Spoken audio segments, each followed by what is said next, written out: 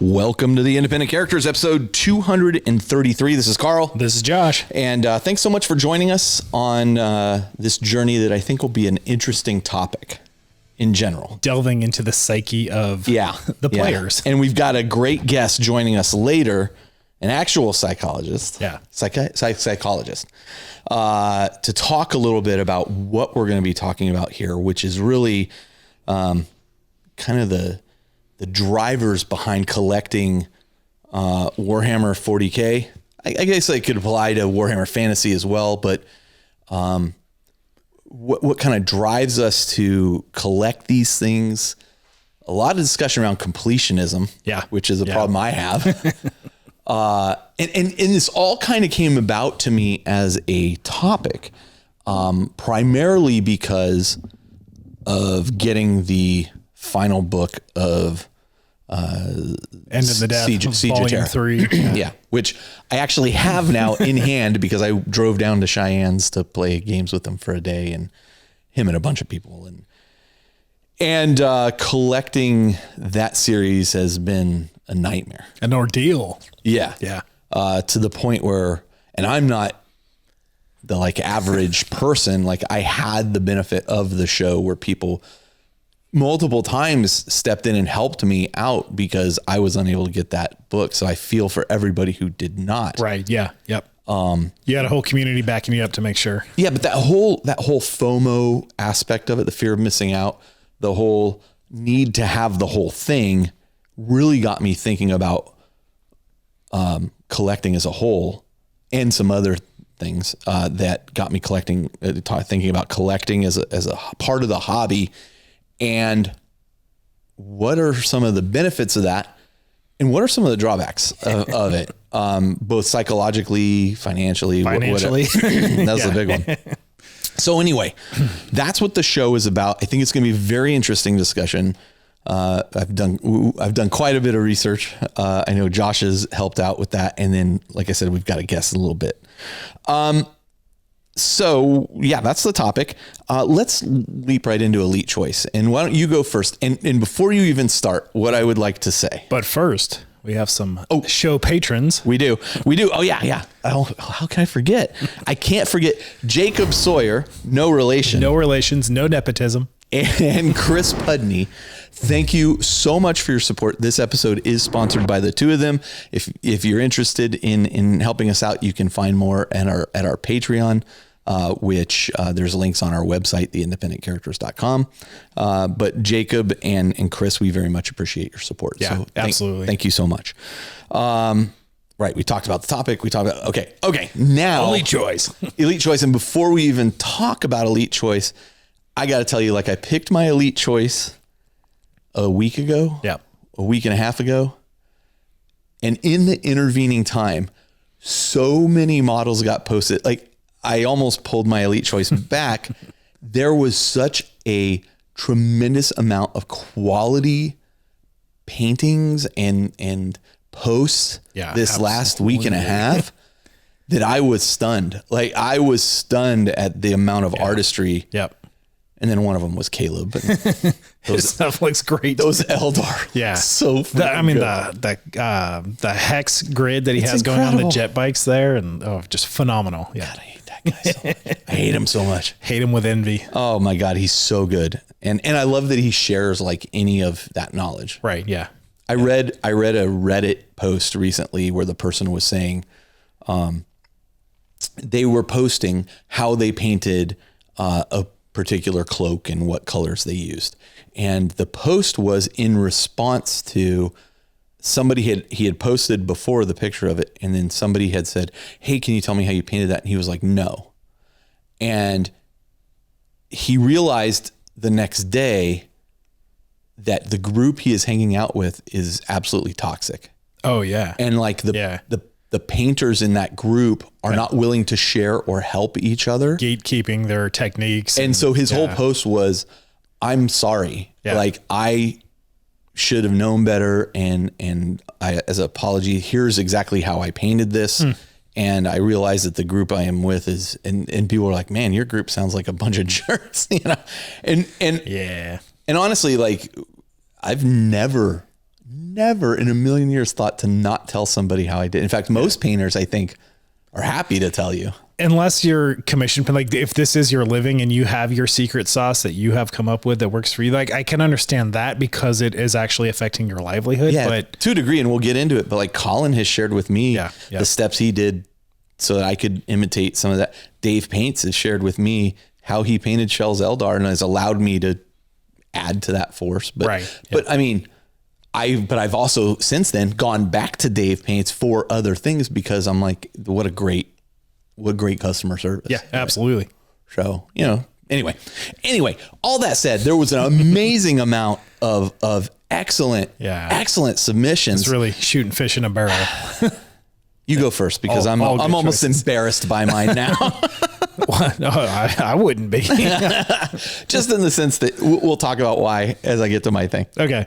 I went with Rich Burrell, kind of coming back out of the I don't know where he's been hiding, but really kind of engaging in the hobby again and with the community in just the last couple of weeks here. Yeah. Coming out of the woodworks, and he has done an absolutely incredible job with this knight that he's been working on. This is the Acasis Asteris of House Griffos,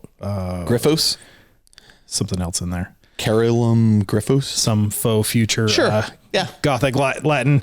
Sorry for butchering the house name here, but this is an absolutely incredible model. It's the huge, so well done, huge 4-year-old model that has just been painted in an incredible way. The freehand work on there, the scripting, the scrolling, the weathering, the tonality. I love how muted this thing is, but how fitting it, and then just it kind of immediately puts it in that grimdark feel. And so this model is now complete. Rich also did a couple shots a week or two ago with this same model. It was kind of not quite finished yet, or still work in progress, but set up a green screen and put it like coming out of some ruins and things like that. And just he's done this several times in the past with other projects. Which me as a photo nerd has absolutely loved and appreciated, of just how immersive you can make your photography when you're kind of building this 3D terrain to interact with the models, but then also supplementing that with a green screen background and just getting that immersion to the next level. It's kind of taking the extra step. Yeah, absolutely. It's not a step I'm taking. Right. And not only is the model, the paint job, etc., just absolutely amazing, just his presentation of it is pretty incredible. Yeah. So that got the call out for me. This model, not to mention the base of the model. Yeah. I mean, everything is done right about this model. When this came up, this is one of that I was like, oh, maybe I'll swap mine out for this. And then I saw you took this one. I was like, okay, good. Shell even reached out to me. She's like, did you see this thing? Like, we actually don't have a Shell's Kiss. She's actually out helping our friend who passed, his wife right now. So she's kind of not had time to, but like she goes through every night. She's looking through the group and going, did you see this picture? I'm like, that's pretty good, huh?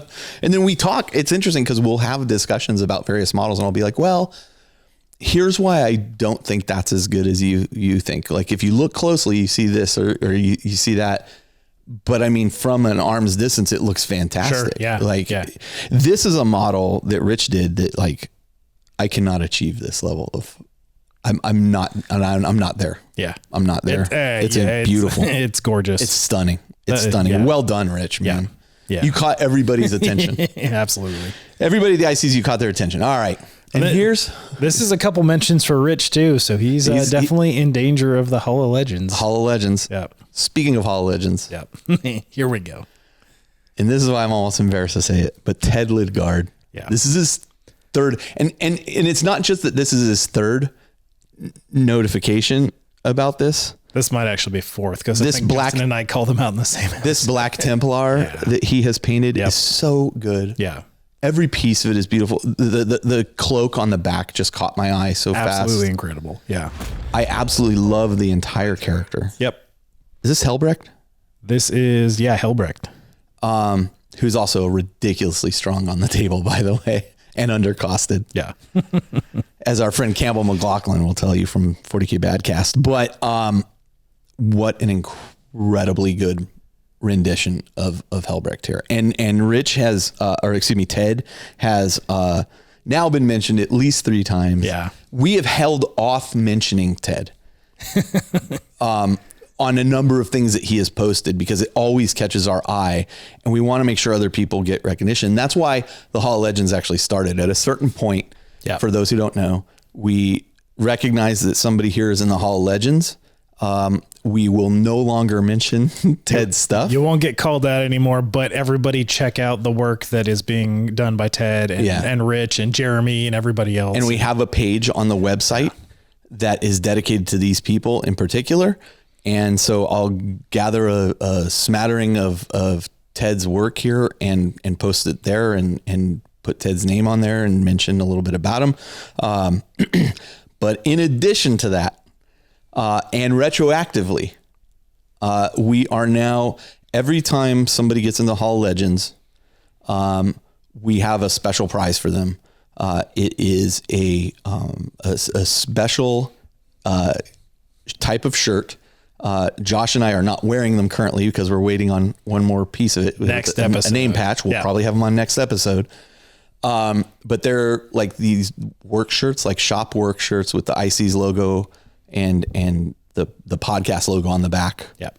The one that comes on the t-shirt and one on the sleeve, and then your name on a patch. Name embroidered on a patch on the front. And so I actually reached out to all of the individuals who are in the Hall of Legends, said, what's your shirt size in US? You know, and we've ordered the shirts. I actually have the shirts over there. We've got the pricing for the printing and everything taken care of. So yeah, Josh and I have a pair of the what do you call them? Like the test versions, the prototypes. That's the word I knew it started with a P. The prototype versions of them.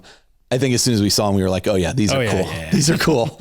So the only way to get those shirts is, one, to be a cast member of the independent characters on the regular, and two, Hall of Legends. Inducted into the Hall of Legends. So there might be like occasional other like ways people leap to the front, but it'd have to be some pretty special exceptions. So anyway, super excited, Ted. This is an amazing model. Yeah. I'll reach out to you separately, get your shipping information. The scrolling, the details, the weathering, the highlights, I love the power sword, the cloak. Yeah, it doesn't let you down anywhere. He looks like a knight. It's such a great model. It's absolutely incredible. So anyway, congratulations to Ted. Yeah. I had to reach out to Colin, to Jeremy, to Eric Beers. Yeah. A bunch of people be like, what's your shirt size? Tom is already in the Hall of Legends, but Tom Taylor Big has just been like posting all of this amazing Eldar work that he's just done over. I don't know what the time frame of that, but had he not already been legendized, you know, I got some call outs from all that stuff. Incredible stuff. I couldn't tell you how blown away I was by the IC's Facebook group this last week and a half. It's just, I've never seen anything like it on our page. It's funny. I feel like the excitement for the game in the last just couple of weeks alone and in our community has kind of like, it feels like a new, like a breath of fresh air has come in there. And not that it was stagnant or anything before like that, but I really, there seems to be a surge. There is a surge of hobby happening, games being played. Yeah, I'll tell you. And it's fantastic. I absolutely love seeing it. Speaking of surges of hobby happening. Yeah, right. Let me go ahead and go first. So if you are a member of our Facebook group or a member of our Discord group, because I keep trying to remember to post what I post in the Facebook group and the Discord group, because I know some people in that group are not on Facebook. Yeah. I have been hobbying my ass off. Yes, you have. Lately. We played a game, which we'll talk about later, but it was a team game mostly to get I think Aaron prepared for Adepticon. Yeah, Aaron and I were both testing our Adepticon doubles lists. Right. Yeah. And so just to get a sense, and Aaron hasn't played a lot of 10th Ed 40K, we said, we'll play. And Bryce came over, and Bryce has been painting those amazing Tyranids. And they, let me tell you, the pictures do not do them justice. Yeah. Like you see those in person, you're like, oh my God, Bryce. Next level. You are spending way too much time doing these. Like they look amazing. Yeah. Yeah. So anyway, I was going to play Tyranids with Bryce so that you and Aaron were going to be teamed up against a cohesive Tyranid group. And then I think it was you, Josh, that mentioned Well, none of this makes sense. Like nothing's cohesive. There was nothing thematic about the battle at the point because it was, I mean, as we'll get into, was Grey Knights and Necrons against Tyranids. And maybe it makes sense. You could stretch the narrative to the point of breaking to get that to be a thing. So you said, well, do you have 1,000 points of your new Black Legion? And I said, I don't know. Let me see. And 1,000-point list sticking Abaddon in it, sure, right? Which is 300 and real easy points. to hit that number. So okay, so I got him on the table, and for whatever reason, that was like the impetus that lit the fire. Once they hit the table, I was like, oh man, I really want to play like this army. Yeah. Like in a bigger scale. Yeah. We'll talk about the game later. So great. So all of a sudden, I'm like, I'm going to town. And I finished off I had the 2 War Dogs done by that point. I painted up 2 Black Legion Obliterators, the brand new Obliterators. And Bryce gave me an excellent idea. I think he said he has a couple extras sitting around that he doesn't need, but taking the Havoc missile launcher off of the vehicles, and mounting one on a shoulder would look awesome. Yeah. So I'm going to do that. Nice. So I painted two Black Legion Obliterators, finished 2 Black Legion Rhinos, completed a 5-man squad of Black Legion Havocs, completed a Black Legion Chaos Land Raider with Forge World doors. Yeah. We were having problems with that where if you joined us in our hobby thing I was discussing, I hadn't washed the doors well enough, and I thought I had. A little bit of that mold release. The mold release was coming off one of the doors, but I was able to pop it out and fix that. I completed a Black Legion Forge Fiend with his plasma weapons, and I'm working on the 7 remaining Black Legionnaires, just Chaos Space Marines, that will complete my 2,000 point list. Ooh. And they're 75% done. Yeah. They're almost done. Man. So the marathon turned into the sprint to the finish here. Yeah. I was painting so much. This room was destroyed, like, cause I was just setting stuff wherever it went.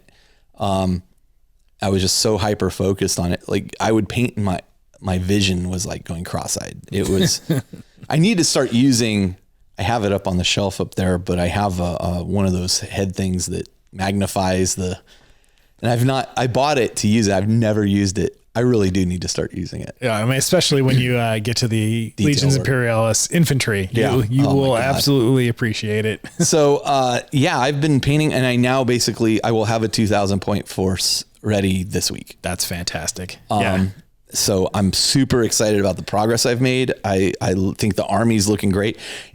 I want to talk a little bit about what held me up from completing that, but let's talk about your, what you completed. And then I'll talk a little bit about how I got into a state that kept me from completing this. Oh yeah. And then how I got out of that state. Yeah. That'll be, I think that's important. Absolutely. Yeah. And it's good information to share, because I guarantee you there's fellow people in that same situation. Oh yeah. Yeah. As I look at those Sisters of Battle, I'm like, oh my God, I don't want to do these. I'll go through my stuff, but you were saying you started Black Legion, this version of Black Legion 2017. Yeah. And now, to be fair, I'd painted up like 2 10-man squads of Black Legion Chaos Space Marines, and I threw them away. Right. Because they're just the old ones. Because the new models terrible. are just so much better. They're so much better. Yep. All right, so go. So I'm going to sound like a broken record saying Legions Imperialis a bunch of times here, but I was just doing a final push for Adepticon. Actually, after playing a couple of games, I've modified my list a little bit. Okay. I decided to drop the Reaver Titan out of my 2,000 point list just in order to get more tanks and bodies. Okay.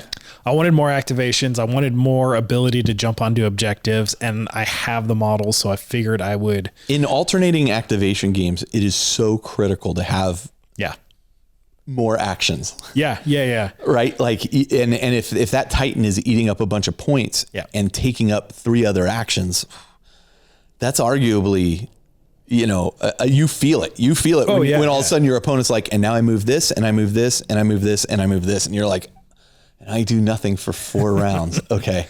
So totally different than 40K. The Titans have been really fun to play with. Mm-hmm. So I'll probably bring one anyways. And just when I have an opponent, be like, hey, do you want to face a Titan or not? And like give the option there, because I'm happy to play it either way.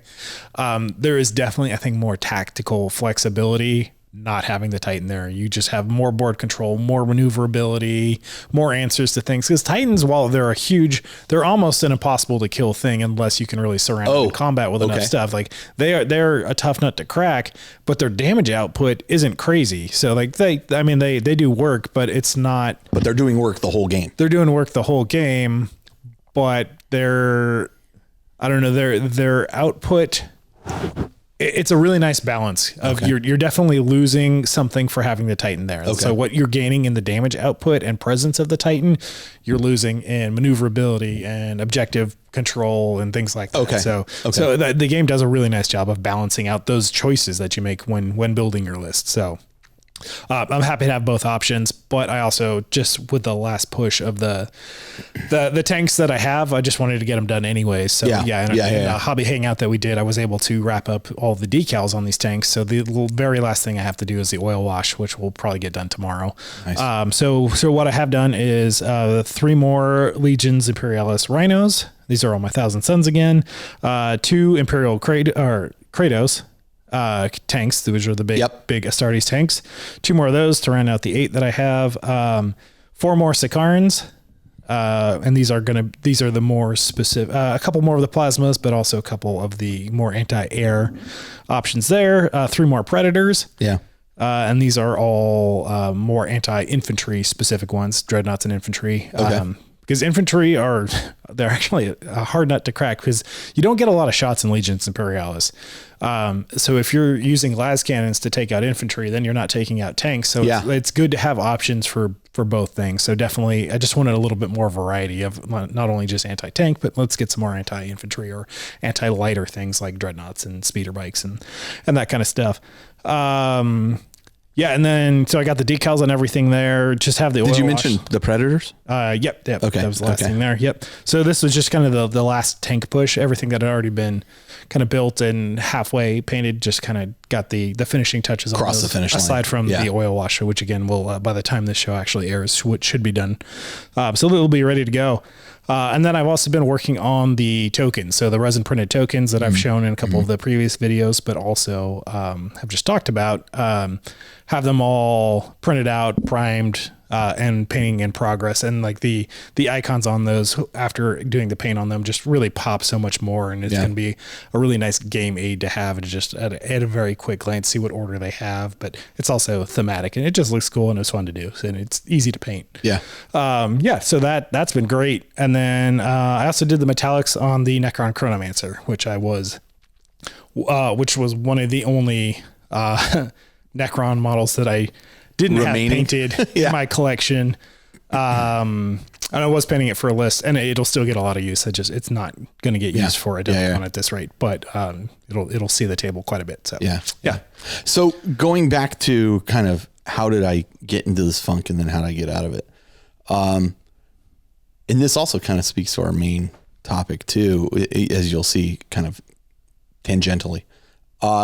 So I had wanted to do Black Legion ever since reading Black Legion by Aaron Dembski Bowden and Talon of Horus. Such great series. Probably my 2 favorite books in all the 40K books there are. So became a super fan of that and the idea of putting together a Black Legion list. You know, it's funny because you have on one side, the poster boys are the Ultramarines, and then on the other side, it's the Black Legion. Yep. And I really enjoyed painting my Ultramarines.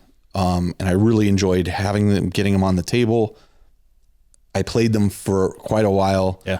And then I kind of became tired of Marines, and sold them. And fortunately, our friend AJ bought them, or his wife bought them for him. Yeah. Kept him in the family. And I'm sure he doesn't use any of them anymore because everything's gone Primaris at this point. Yeah. But it was a lovingly put together army by myself. Then I decided, I want to do these Black Legion guys. But boy, painting black is trickier than I had ever realized. And I started looking at different ways to paint black, and then, would get advice from people, or people would offer unsolicited advice or what have you. And, I started working on the older models, and then new models were going to come out. So it was like, oh, well, I should stop working on these. And then the new models came out and they looked so good. So much better than the old ones. So much better than the old ones. Can I even use the old ones anymore? Well, I think I'll use them. No, I don't want to use them anymore. It was just one thing after another that would get in my way, and one thing after another that would stymie my progress from moving forward, wanting it to be the best army I've painted to date. And I was counting the other night because somebody had said somebody made a comment about, oh, getting a fully painted army on the table is great. Yeah, I had put fully painted armors on the table all the time. Oh yeah. Yeah. The difference is I usually am playing with a commission painted army, but this is the 5th army I've painted. Right. Myself. Yeah. And so I really wanted it to exemplify everything I'd learned in the intervening time. And then Caleb would come over and, oh, well, have you thought about doing this with blue edging? And, oh, look, you can get this effect with this. Okay, hold on. Now I want to step back. And it was just at a certain point, you got to pull the trigger and just say, I'm just going to do it.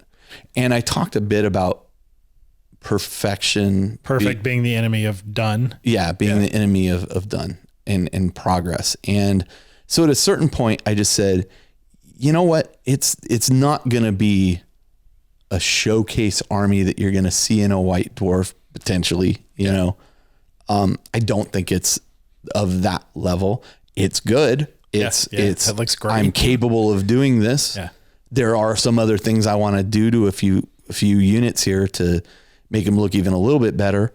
But it's definitely high tabletop standard. Yeah, absolutely. And, and as good as they look in the photos, they look way better in person. As typical of my pictures. Yeah. And so, okay. So how do I get from being stymied to now suddenly just going, I've knocked out 1,500 points in a week and a half. Yeah. And in part, it was the game we played, getting them on the table. And I've said this before, like, I don't mind playing against unpainted stuff as long as it's making progress towards moving forward. Sure, I don't mind, I want to eventually see us playing all painted stuff. We in our group tend to play with fully painted armies. But occasionally, I think even in the game we play, we're like, well, I got this one guy that's not painted, or this one. Okay, whatever. It's not a game stopper for us. But you're working towards, or I'm going to play with it. One of my concerns with this list right off the bat is this is probably not the best list in the world. I don't know if it is or isn't. I'm not going to know until I really play it, because I'm not somebody like Justin or yourself, quite frankly, Josh, who can look at the rules, put together an army and go, yeah, this is probably how I'm going to play it. And this is a cohesive force. Work. Yeah. I mean, it'll work. Even when I played my 1,000 Suns for the first time, like after playing them the first game, I was like, oh, I need some kind of unit that gets in the way of this stuff. So I need some Zangors. Hey, Colin. Right. Yeah. I need you to paint up these two squads of Zangors. I'm sure once I get this on the table and start playing with it, I'm going to be like, you know what? I could really use more of this or less of this. Sure. Yeah. Yeah. But the reality is, playing that game kind of lit a fire under my butt to say, okay, this was fun. And I really am bought into the narrative of the army and the theme of the army. And boy, Abaddon's good in close combat. Yeah. And yeah, he is. And okay, let's start pushing forward. I really enjoyed our 40K game, and we'll talk about games played. Yep. That was part of it. But the other part was letting go of the idea that I'm going to be able to do better later. And as I said in our hobby hangout, like as a creative professional, like I always feel that my best work has yet to come. Like you're always going to be there. I'm going to keep innovating. I'm going to keep problem solving. I'm going to keep gaining experience, and I'm going to keep applying that to every future project that I approach until I'm burnt out or retired or whatever it is. Right. And this being a fun hobby thing, like that's absolutely true too. Like you're only going to keep building up these tools in your tool set that then you can apply to different projects. Right. And like if you add more things to this, you can take it up to the next level, and then you can come back and revisit if you want to. I did those rhinos, right? And I did the Forge World panels on the front of the rhinos, and the eye on it, I just painted silver. And then when I did the Land Raiders, like, I could I can make this eye look really cool. And so I was literally looking at a picture of the Eye of Sauron from the movies. Yeah. And just kind of trying to do that. Red it feels so much more menacing. And it's got reds, yellow, oranges in it, and the black eyeball. It's got more presence. And then I'm like, for that, I got to go back and do the rhinos like this. Like, no problem. Yep. I did the treads on this, and I said, I'm going to use some rust in the treads, and then I'm going to do this wash over it. And I was like, oh man, I really like how it looked. I got to go back and do the rhinos. Right. And so like, I'm able to go back and correct stuff, not feel like I'm taking a huge step back. And I can have it on the table like this and then still be touching stuff up. But it was such, I have to say, like, I've had like this kind of cathartic moment where I finally started making this progress. And once you start making progress, like once you start that momentum, it snowballs. You can continue to keep it going. The other thing I will add that helped through this was you and I doing the hobby hangouts. Yeah. Hang out with your friends. Make a day of we're going to paint this day. Hang out with us online while we paint. Because I felt like I was just hanging out with my buddies. Yeah, totally. Shell was great enough to moderate and tell us when people are saying certain things or whatnot, or say, hey, this person had a good point. And we're in doing that. We're also, just for the record, in future stuff, we're also looking at potentially, if you're painting along with us and you want to join us for a short, hey, show us what you're working on. We'll pull you into the video. Yeah, absolutely. And then exit you out. But doing that as well helped keep the momentum going. I think the last one we did, I was just edge highlighting my Land Raider pretty much the whole time. Yep. I really, really like the way the Land Raider came out. Really good. So I mean, all of that combined, like, helped get me out of that funk and got me moving again. One, the game is in a great place. I enjoyed playing that game very much. And I was like, I want to play this army in its total against somebody else here. Two, letting go of the perfectionism aspect of it. And three, hanging out with friends and getting encouragement as I would post the pictures, and people be like, oh, that looks good. And I'd be like, here's another one. And they'd be like, oh man, you're painting more. Oh, 2 hours later. Oh, it's done. Yeah. Yeah. So very pleased with the way things have gone so far. You asked me earlier, once you've finished this, what are you going to paint next? Is it your Sisters of Battle? And no, I'm actually going to continue to add units to this army for a bit so that I have more flexibility with it. I spent last night sitting there on the app, which is amazing. I might add now. That command bunker feature that they added to the app makes it so much more playable in a game too. You don't need the cards. Codex, you don't need the cards. Like, it's all right there. I play it right off my, that was the first full game I played with the new app the other day. Yeah. And I was so fast at finding what I needed. It was such a great innovation. Super nice addition. Whoever came up with that idea, please start working on GW's website. Because they need ideas Figure like out that. The cookies. They need ideas like that. So not only did I put this list into there, which I already had, I did change. Originally I had a Mauler Fiend and I changed it to a Forge Fiend because I thought, okay, that'll actually work better with the army. Not to say I'm not going to do a Mauler Fiend too. I've got like 5 of these kits sitting around, which we'll talk about collecting in a bit. But then I was like, okay, if I'm not going to have Abaddon in the list, what will that look like? Yeah, that's a big hole to fill. Yeah, okay, there's 350 points. Yeah. I've got a Sorcerer and Terminator armor. What else can I do? I could do a Demon Prince with wings. Okay, I'm going to paint up a Demon Prince. Another Terminator squad. Right, Terminator squad. I got another Havoc squad. Yeah. I've got, what are they called? The jump pack guys. Raptors. Raptors. I've got Raptors. And by the way, my original plan for this back when you could do it was I had a knight and the 2 war dogs kind of supporting him, and it was a close combat knight. Yeah. And then the army out in front of them, you cannot do that anymore. You can only do the war dogs or a knight. So then I was like, well, what if I want to put the knight in here? I've got a knight. I'm kind of waiting for the decals from swap out the from Brian for a knight. Yeah. Yeah. And I put a knight in. Well, knight's 400 points. Okay. All right. Wait a minute. That's a whole different list. What would we get rid of? What would we change? So I want to create, I'm going to, not only that, then I created a list that was just I should go back to my Kanban board because it's got a lot of updating to do. But I created a list that was, here's everything that I have painted. So that I can. Now you got options. So you've got a really solid core, but now you've got, for lack of a better term, sideboards that you can pull in and swap out, and a whole different list where it's like all demon engines, and that's a whole other thing. And let me tell you, after painting that Forge Fiend, that's getting knocked down the priority. I am not a fan of painting those demon engines. Now, having done that, I had completely assembled it. I have some that are completely unassembled. I will definitely keep the arms and head off the next time I do it. And I think I'll approach the flesh parts with an airbrush first before doing the whole, this time I was like, it was all paintbrush, baby. Yeah, right. Yeah. Yeah. And thanks to Colin, by the way, who shared with me, he did like a Forge Fiend and a Mauler Fiend for my 1,000 Suns. Right. I'm so sorry, Colin.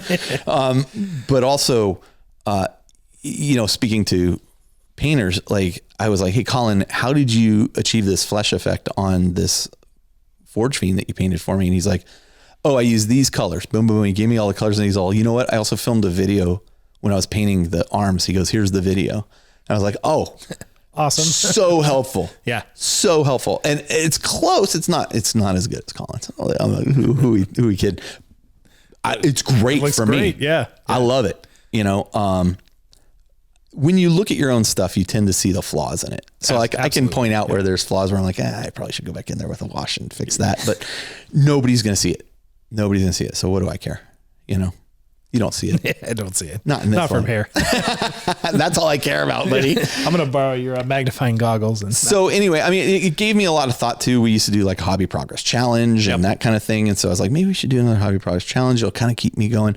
But I think our hobby hangouts that we're starting have really helped me, like setting aside that time. Hey, we're going to do it at this time. We're going to work. And we'll shift the time on those, because I know some guys in Europe wanted to join and they're like, oh, it's midnight our time. I'm like, yeah, okay, we'll do. Josh and I'll figure out how to do them in the morning at some point, but our time. Yeah. But I'm so excited. I'm so excited that this force is almost done. It's coming together so well and so quickly. Yeah. And like, I can only imagine how much you're itching to get a full game of it. So yeah. And it's like, I have not put an army I painted on the table that's new that people go, oh, wow. Okay. This is something I haven't seen before. Cause nobody in our group plays Black Legion. I mean, right. Yeah. Yeah. Yeah. That it'll be nice to put it on the table and go, I did that. Yep. It's always nice to put like, it always feels good. It's always good to put an army on the table that's fully painted. When people say, oh, wow, this 1,000 Suns are really nicely painted. I'm like, yeah, Colin Ward painted them. I'm the proud owner of them. Right. Yeah. Yeah. Now I'm not only a proud owner, but I'm also a client.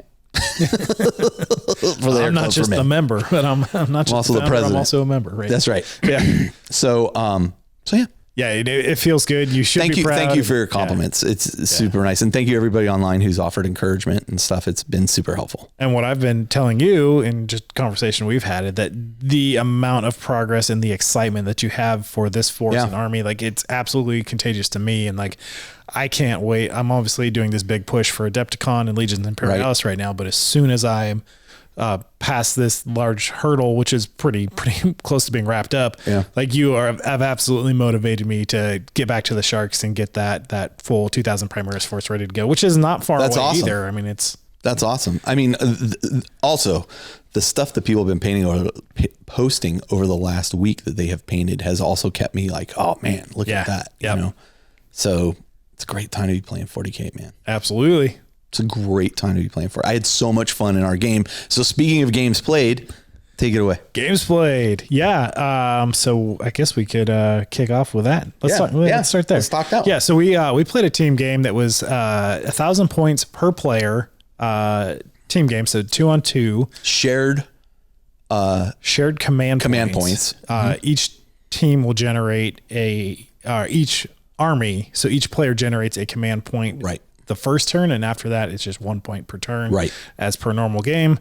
And this is in preparation for the Long War doubles event that Aaron and Adon are teamed up with as Grey Knights. As Grey Knights, and then me and Cheyenne are teamed up for that as well. As Necrons and Blood Angels, because we're embracing the fist bump. The 5th edition fist bump from when Necrons and Blood Angels teamed up to thwart the Tyranids. So let me tell you, Cheyenne's a good player, and you're a good player. I think you guys are going to do quite well. It's more of a hobby focused event than tournament. So I think we'll have fun and have a couple games. If we lose every and game, Cheyenne's Blood Angels look great. Yeah, look great. And I've got your Necrons look great. They look fine. They're easy. So anyways, super fun game. We I don't remember, there was. It was 5 objectives on the table. Objectives, right. They were, it was objective based, blah, blah, blah. There wasn't any super big twist to it. Nothing weird. The one thing we did full Leviathan missions. Both sides did tactical objectives. And the kind of the twist was that you get to draw a 3rd intel mission and then discard one of the 3. So you did get a little bit of more variety, flexibility in choosing what secondaries you wanted to focus on. And Bryce and I got our butts kicked. But what I will say, it got my butt kicked, still got excited to play the army. You had brought the Nightbringer. Yeah.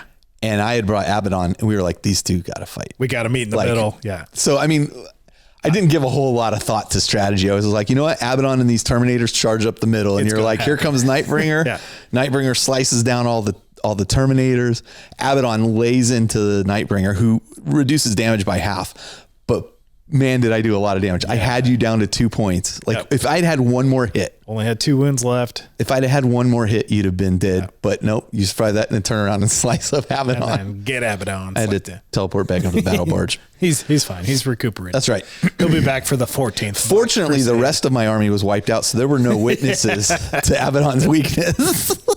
That's true. It was a pretty resounding victory in the Grey Knight and Necron side, but it didn't feel like that. It felt like a really close game.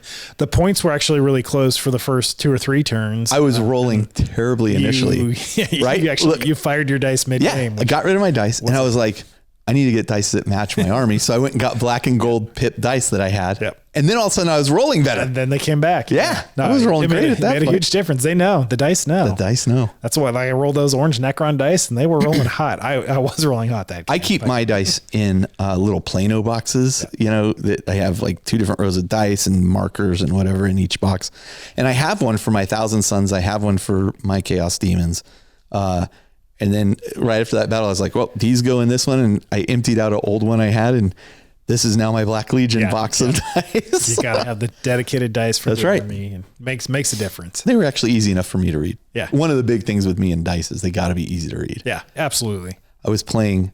So going into a game I played, I went down to Southern California for a day and a half. Well, 2 days really. It's a bit of a drive. Shell and I went down there. Cheyenne was hosting a board game day. Yeah. But Cheyenne has also been working on, inspired by the guys at Adepticon, his own version of a Space Hulk game with multiple players playing against Necrons in a Space Hulk. Kind of rising up in their tomb. So he had kind of different rules for it too. Like they could come from any direction and all this stuff. And man, it was so fun. I'm not even kidding. Like he has really got it dialed in. Yeah. He's running a number of times. He's still working out a few rules and a few quirks. But it was super fun. Yeah. It was super fun. And it played quick, like an hour and a half. Oh, nice. Yeah. It was Shell, myself, and Ed. Okay. Robo Ed from Life After the Cover Save fame. Played in Cheyenne, ran all the Necrons. Super, super great time. Like Shell had a great time. I had a great time. Ed had a great time. Playing that was just super enjoyable. Yeah. So I had another point I was going to make there, but I lost it. Obviously being a Necron fan and also like Homebrew and what Basement of Death has done with their iteration of Space Hulk and seeing how Cheyenne's kind of taking and interpreting and building upon that with his envisioning of that. He has printouts and everything, everything. That's awesome. Yeah. I very, very much look forward to playing that someday because I've seen a couple of the iterative steps of work in progress to get it where it is. And that's good. Can't wait to play it someday. It's good stuff. Yeah. Good stuff. Shell wants to do something like that and run it at a local convention. Oh, yeah. Yeah. I'm like, that's a lot of work.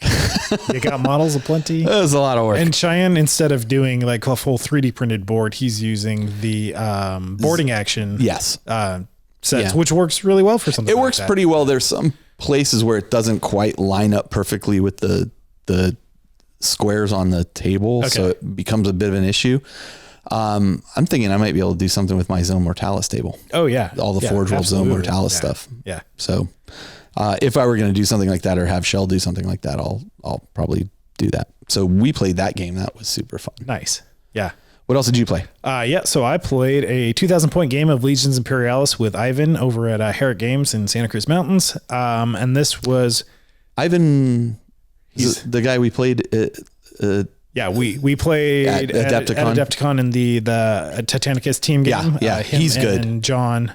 He's good. Yeah, he's software engineer, if I remember correctly. Yeah, so like he thinks like in mathematics. Yeah, that's tough to beat. He's a good opponent. So he's been actually a really good just matchup for me in general. And super nice guy too. Super nice guy, amazing painter. Yeah, won a Golden Demon last year. So he's you know what? I don't like Ivan anymore. Never mind. No, he's fantastic. It's been really fun playing with him. We've both absolutely just gone in the deep end of this one, and we're both prepping for Adepticon. So nice. Not only were we like learning the game, but also kind of tweaking our lists as we get dialing things in and preparing, and as we get things painted and be like, okay, now I'm going to totally change the list because I've got these options. I just unlocked it having painted them. And super fun game. There was so much I can't reiterate how much I just absolutely love the nuance and tactical decisions and the strategy that goes into this game. Like, of all the games that I absolutely love, and it's all of them. Like, I really love 40K. I love Necromunda. I love Titanicus. I love Legions Imperialis. Like, it honestly might be taking the cake for me. You also love the old world. I do also love the old world. I got to watch you and Travis kind of work through the rules initially on Virtual Tabletop. Yeah. I think Ed and I both were watching you guys and kind of chiming in from time to time. So Travis and I took the old world for a test drive on Tabletop Simulator. And there's a great mod for it that's really well thought out and implemented. We had to figure a couple things out. So the game started out slow as we were kind of, we're new to the game, we're new to the armies, and we're also new to the simulator. So there was a couple things just going slow there, but and then Travis rolled double ones on his first casting and nearly destroyed himself with his necromancer. He's like, well, this game's over. His general, and almost blew himself up. And really enjoying that so far. Travis and I were talking this morning about like you read something because the rules came out a month ago. So like we've been pouring over all the rules, but neither of us have actually played an actual game with it. But even just a couple turns into that game, like everything was really starting to fall into place, and we had to take a break for it. So he and I both like I had to go and shoot a project, and he had to take his kids to an orthodontic appointment. So we took a break, and then we in between, so we're actually going to finish the game hopefully tomorrow morning. Okay. But in that time, like we both went and read up on some of the questions, that we had, and some of just the rules in the core rule book. I'm like, oh, okay, like we had a question for that. We did that right. That's great. And then just a couple things like, okay, this little thing is wrong. This little thing is wrong. But everything is really coming into place and really solidifying the rule set there. And it's very fun, and it absolutely. Sometimes it helps just to dive in. I mean, things were going wrong, or you guys did stuff wrong. You're like, well, this doesn't matter. You guys weren't playing to win. You were playing to learn. Yeah. 100%. Yeah. And we, I think it's solidified a lot of just how the mechanics and rules work. It's not dissimilar from all the editions that we have both played in the past, because we've both been longtime Warhammer Fantasy players. But yeah, it's fun. It's good. It absolutely delivers on all the nostalgia of the old versions of Warhammer Fantasy battles, but it also has made some implemented changes in a way that I think it's fun and kind of better game design with just. They've learned some lessons and implemented those, which is awesome. It's great. So yeah, I won't talk about it a lot on the show because it's old world and not 40K, but I'm also enjoying that. That's okay. But really the thing here is I think Legions Imperialis is maybe my new favorite game. Interesting. And I am not one that is easy to say like, this is my favorite hands down. Like, got it. But like it's just really doing it for me. Very cool. But that doesn't make me any less excited for 40K or Titanicus or Necromunda or anything else. So yeah, good. It's good to be spoiled for choice. Good. Yeah, for sure. All right, let's do this. We're going to take a short break. We're going to come right back, and then we're going to leech. We'll do that too. Yeah. But we're going to leap into our main topic, the psychology of collecting Warhammer 40K.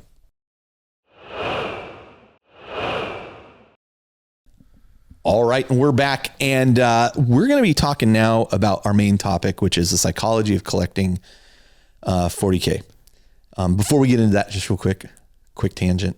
For those watching on video, you'll see that I'm wearing a Red Bull sweatshirt. This is actually my Max Verstappen #1 Red Bull sweatshirt in honor of the fact that testing for the 2024 season just started today. So I'm very excited about Formula 1 starting. Yeah. So, okay. We're going to be joined at the end of the show by Christopher Will, who's actual psychologist, to talk to us about some of the points here. I've given him early access to our show notes so he can kind of see what we're talking about. And he had a few points right off the bat, but we'll get to that towards the end of the show before we check out. Yeah.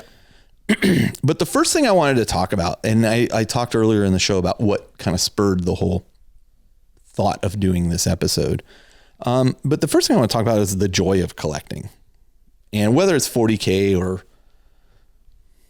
I don't know, Magic, Pokemon, card games keep coming to mind. Porcelain dolls, creepy stuff like that. Oh man. What is it about collecting and having these things that appeals to us? I mean, what was the initial attraction to Warhammer 40K miniatures as collectibles for you? Yeah, that's an interesting question because I didn't approach the game. I've been in this hobby so long and I started so young that I didn't approach this hobby from a collection standpoint. So for me, it's always been the painting part of the hobby, the playing part of the hobby, the socialization part of the hobby, and things like that. And this has stayed true to varying degrees throughout my gaming career but at one point you had 10 bajillion points of Necrons. Yeah. And sold off a huge chunk of them because you realized, wait a minute, I don't need 10 bajillion points. Right. I can get what I need out of 4,000 points or whatever. And part of the reason why I'm saying I've approached it from less of a collection standpoint. So that specifically was for Apocalypse, like when we were playing way more Apocalypse in like 5th edition, like tail end of 5th edition, early 6th edition. So there was a formation that was 130 Necron warriors. Like there was a formation that had that. So I had that as part of my collection so I could play it in an Apocalypse game. Okay. This is like called the Unending Legion or the Undying Legion. It was pretty much impossible to kill. But it's like, Sounds like fun, Josh. I'm never going to field 130 warriors. So I sold 70 of them off and I still have 80 just to have the options for it. Collection for me has been more about the having variety of what I can bring to the game. Like I'll have my core base, but then you get options, and just so it doesn't stagnate. You got options. You can paint something different. You can play something different. You can bring a different flavor to a force. I have painted and sold off so many armies over the years, again, because I started playing when I was, like 7 years old. I've sold off 2 of the 5 armies I painted. I'm looking to sell the 3rd one. Sold off 10 out of 15 that I've painted. For me, it's always been a very different status, and largely that's because I did start when I was young and didn't have a job, and like I was a kid. So like if I wanted money, it was like wait for birthday money, mow some lawns, with Christmas, something like that, or I could sell off what I had because I'm excited about this new thing and jump into that next. So I've so for you, it's never been about collecting to have. No, correct. Yeah. It's always been more of this excites me. And I have this idea. I have this vision. I think it's going to be fun to bring to life. And then I get to hobby to actually, do it. Cause I've always painted all my own armies. Yeah. I've never had a commissioned army. Like all of those armies. I know you look down on me. No, I don't. But yeah, and then like it's more just from the humble beginnings in the hobby for me. Like it just wasn't an option. So and that's just how I'll tell you, it's not an option for me right now either. And so that's just something that I've always kind of carried through. Like I don't have this collection attachment to a lot of my stuff. It's interesting. Like you're one of the few people I've known that like will sell armies without, like, there's no real emotional attachment on your part to it. myself, there was an emotional attachment to letting go of my Ultramarines.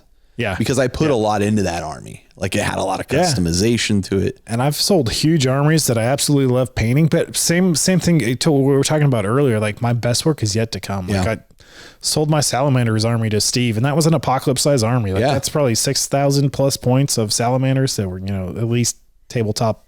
That you were playing fairly regularly. I was playing with it quite a bit, but I sold that army and started with the Sharkadons because I still want to play Marines, but I want something that's going to be just a different play style. So something more like aggressive and combat-y, but I really wanted to push the hobby aspect of this next iteration of the Marines. So like the Sharkadons are 100% like leaps and bounds above painting tier of where the Salamander army was for me. So I think for me, some of the aspect of collecting things. Now it's rare that I get something just to have that as a model.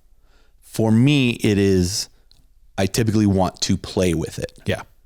And so nobody can argue, you could, but you'd be wrong, that the models are generally not aesthetically very pleasing. Yeah. No, they're gorgeous.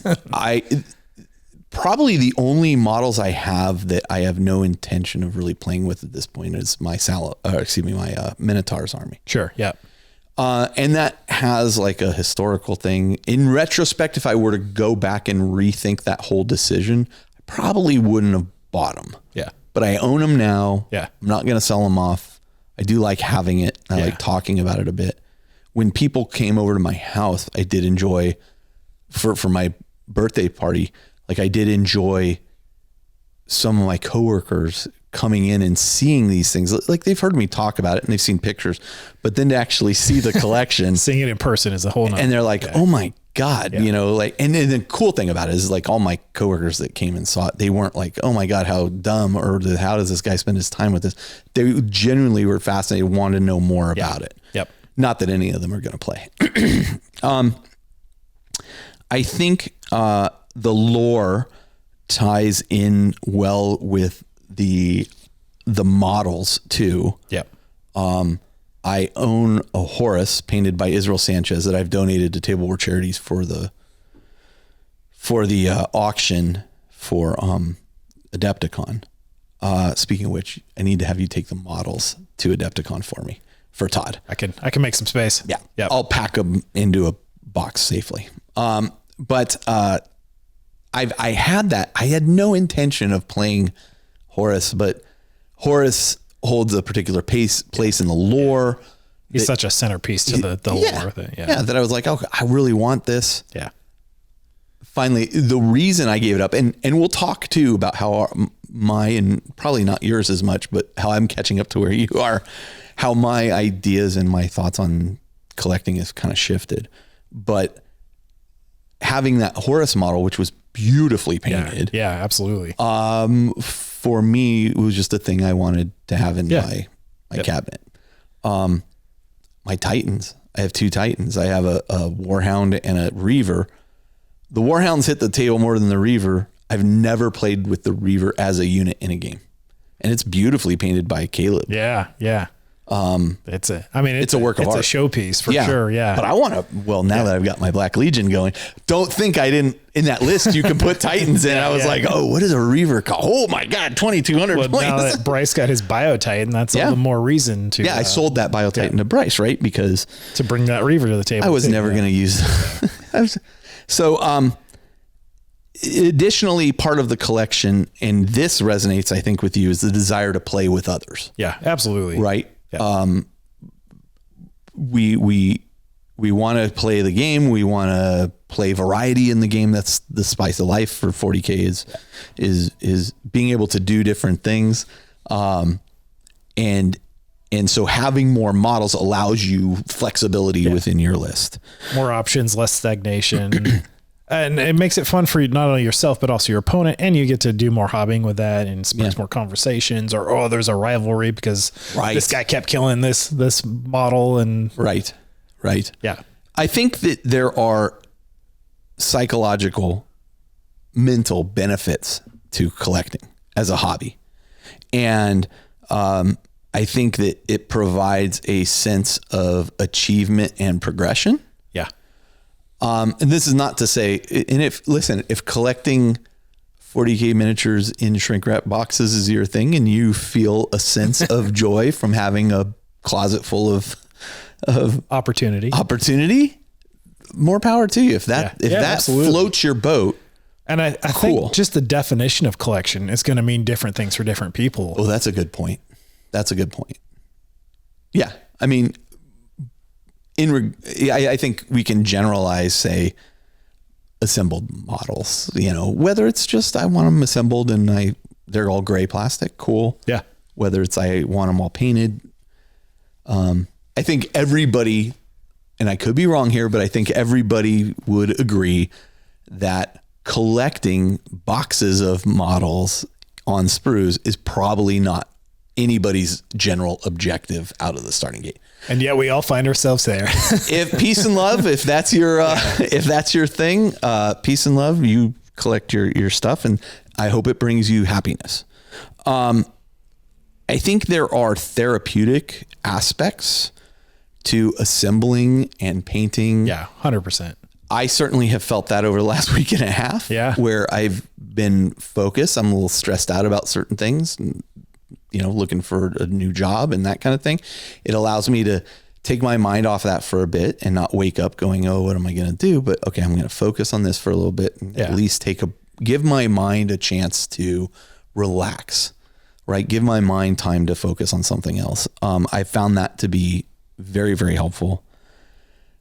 Yeah, you do some of your best thinking, whether it's creative or just like, it's like similar to, you're standing in the shower and have a great idea, right?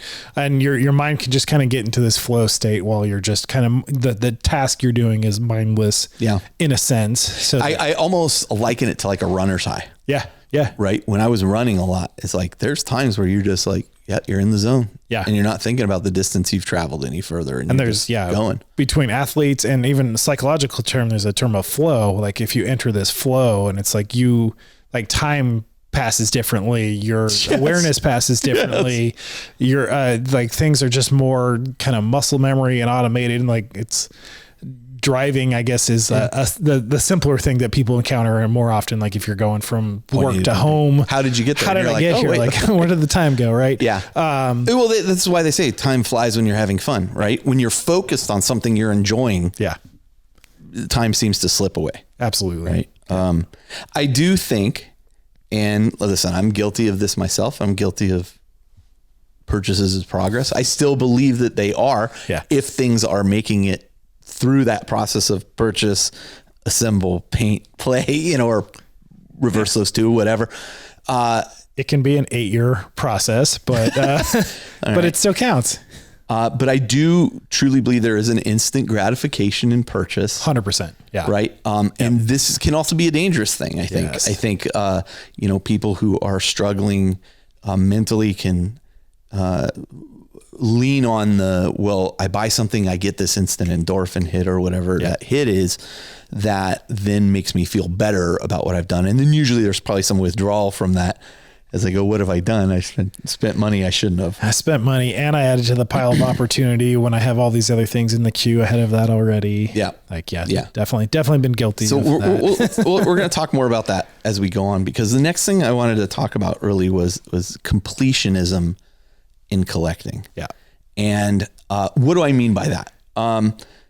Within the scope of Warhammer 40K, I'm usually not talking about collecting everything that Games Workshop puts out there, because I think that would be insane. I don't think Henry Cavill bothers spending all that money. Yeah. And he's probably one of the few people who play this game that could. I can't imagine how that would happen. But collecting, entire lines of something, or feeling the need to make sure you've got all of the Siege of Terra books, right? Because if you don't, you're just going to sell the whole set that you do have. 95% of a complete set. Right. There is a certain drive for us to, and this is, and I'm one of these, like I am a bit of a completionist.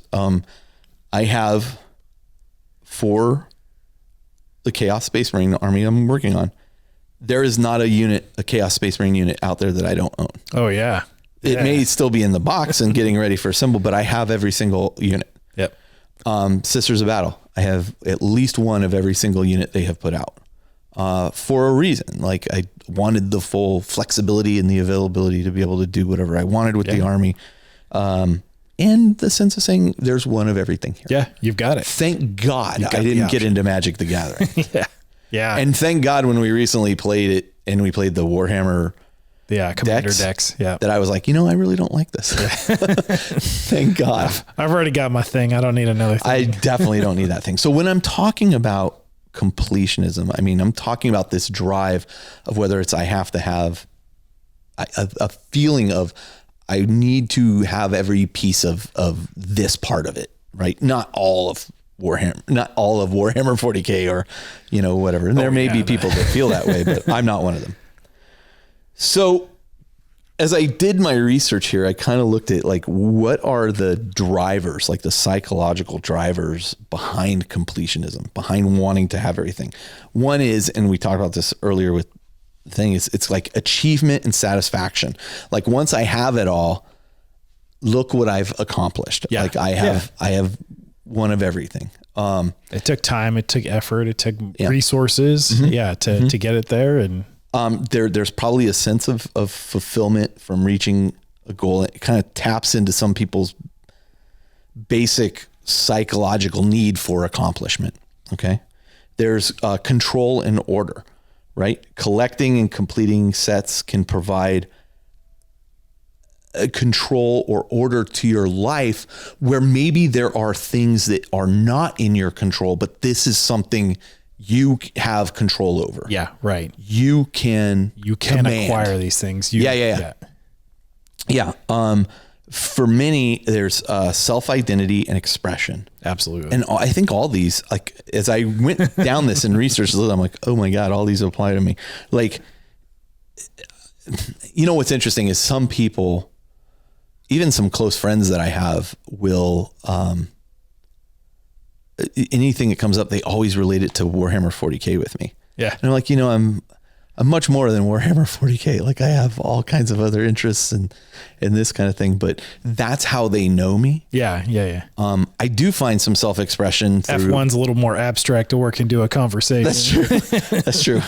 I do find self-expression through my hobbying. Yeah. I think you probably do too. Absolutely. You kit bash something together, or you, I'm going to change this model in this way, shape, or form. Now you imbue it with a sense of your personality and you're expressing yourself through that. This is an art. Yeah, absolutely. Right? Like, don't let anybody tell you it isn't. And the people who, like, again, I'll take my coworkers as an example that came over to my house for the first time. And I'll never forget Aaron going, "Oh, you haven't seen the Astronomicon. Let me show you." And all of them were like, "Wow, he painted all this." I'm like, "Well, I didn't paint all of it, but these guys are really good." Let me show you just how deep the rabbit hole goes. Yeah. So there is that expression of here are the things that interest me. Yeah, building, painting, these are absolutely creative expressions that you're bringing to yourself. Like you can, if you like, you can just paint Ultramarines if you want to, or if you come up your own chapter, but you become known as a whole another layer, and you become known as the Ultramarine guy. Yeah, absolutely. Right. Yeah. And have you seen Carl's Ultramarines or John Fearhelm's Ultramarines that light up and blind you from across the table?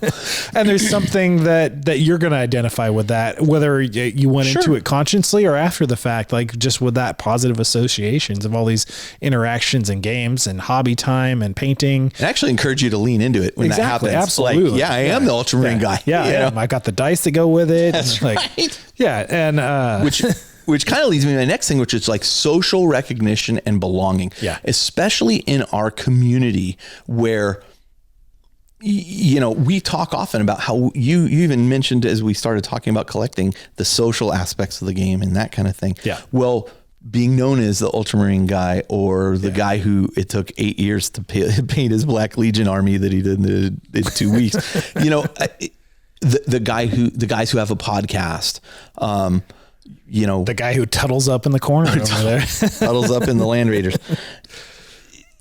Within our hobby, And especially when you go to things like Adepticon and stuff, there is a social recognition amongst people who recognize you've got this beautiful army. I've got this beautiful army. Hey, we can talk about it. Yeah. It's a point that you connect on. It's an instant point of connection, right? And how often are people like, oh yeah, but I have this and I have that and I have this as well that's not here or not represented. Yeah. Like that's part of that. And it's a sense of belonging you have in our hobby. And I think this is a good thing. Yeah. I think all of those points are good things.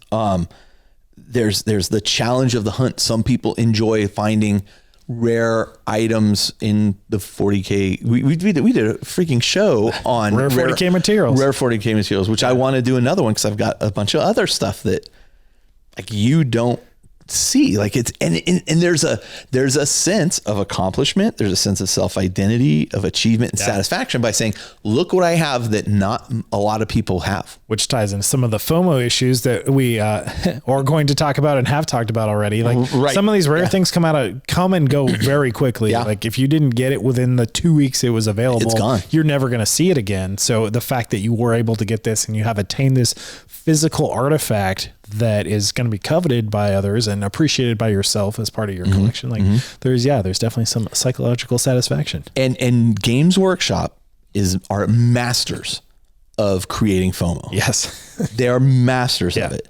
And the anxiety that others experience that you may not be, right? Like owning a complete collection can drive people to become completionists themselves. And this is social media has not helped this at all. Like being able to share with many people and the marketing strategies that Games Workshop uses to create a sense of you get it now or you don't get it. Like they've got it perfected. Yep.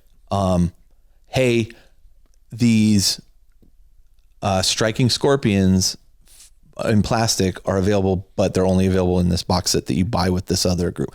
Well, I got to have those. So I guess I'm going to buy this box set, knowing that in a couple months, 2 or 3 months, going to come out separately. And it already has. It has. But it's interesting having seen that and recognizing the power of it. Yeah. Is tremendous. The not knowing when things are coming also makes you a little bit more urgently acting upon things that have your interest, that call to you. You don't know when it's going to come. You don't know what quantity it's going to come out in. And if it goes out of stock, maybe it's like what the last 2 years have been. It might take a year to get something again. And now one thing I will say is they are starting to do that. Like, build it, like we'll make this available again for a short period of time. You can buy it. So I think that, and I've seen some collectors get upset about that because they're like, you're kind of devaluing these older models that I've spent time collecting. We'll get into that. There's a couple other things I just want to mention real quick. Here's an endowment effect. This is a psychological phenomenon where people ascribe more value to things just because they own them. Yeah. Right. And this is one of the drivers of completionism, escapism. You're engaging deeply in absolutely the hobby. One of the best parts of the hobby is one of the best. The lore, the modeling, the painting, like you name the playing. It's just it. Yep. I just want to, even though the grim dark future is terrible, like it's still a place I like to visit frequently. And then there's a nostalgia effect, right? Some people, yes, very guilty as charged recently. Legion Imperialis did this to you, right? Old World. Old World's a textbook example of nostalgia, right? They have come out with almost nothing new aside from the set.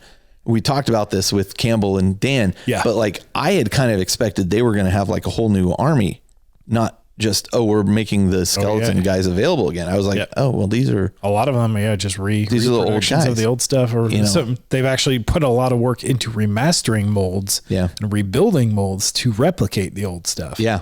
Yeah. So I kind of was expecting like a whole new direction. I'm a little surprised at the direction they took there, but for people who certain armies might get more treatment versus others, but for people who are getting into that game right now, I think we talked about this last episode with Dan and Campbell. It is really relying heavily on the nostalgia. Yeah. Like, I don't see a I'm sure they have one, but I don't see what the long-term plan there is to keep people coming back to it, because it is a specialist game effectively. And there's a reason the old world died in the first place. So, right. Yeah. Right. Yep. And not everybody set their armies on fire. So these are all kind of, I think, the drivers that come top 10 drivers of completionism. Yeah. But there's some real challenges to completionism as well. The first and foremost is the financial implications of this. Some of these drivers are really strong. Yeah. In people. Yeah. I know they're strong in me in some cases. In particular, the fear of missing out thing hits me hard. Yep. The self-identity expression piece hits me hard, and achievement and satisfaction. Like, those are kind of like the things that for me will drive me to make purchases. Sure. Yeah. And so financially, especially since I left my job, I'm being a little more careful with my finances. And so it's like, well, I really can't purchase that. Right. It's actually been a really good correction thing for me. I think, sure. and broken me out of some probably bad habits I had. You're not buying the random maps and calendars and things like that you weren't interacting with that much. And maybe you get some satisfaction with them. No. But less so compared to what you're focusing more upon. Likewise, getting that final book of the Siege of Terra series was an imperative. Yeah. Like, they probably could have charged twice as much for that, and I would have bought it to complete that set. Because I would have been pissed that they charged double at that point. Yeah, but I mean, I'm in. I'm in. Yep. And at that point, it's like, well, I'm either in or I'm completely out. And you heard me say multiple times on this show, Absolutely. I'm either going to have this whole collection or I'm selling off what I have. Yeah. Like, period. The one exception to that might have been the book that I'm in the dedication to, right? Just because, again, there's a sense of accomplishment, and even though it's not really, it's just I was a sounding board occasionally for ideas, or just being friends with somebody who I encouraged through their other writings that I really liked the stuff they were putting out. So so financial implication is like the first thing that leaped to mind. That's huge. Space and display considerations. Yep. I remember years ago when we would go to the Game Castle hobby flea market, and literally the only thing I was looking for would be terrain. Yeah. I'd be like, I need terrain. We need terrain. Give me all the terrain. I have so much terrain now. I mean, I could probably outfit 6 to 8 tables. That's fantastic. Of the terrain. Sure. Yeah. Where do you store that stuff? Terrain is the worst thing to store. Yep.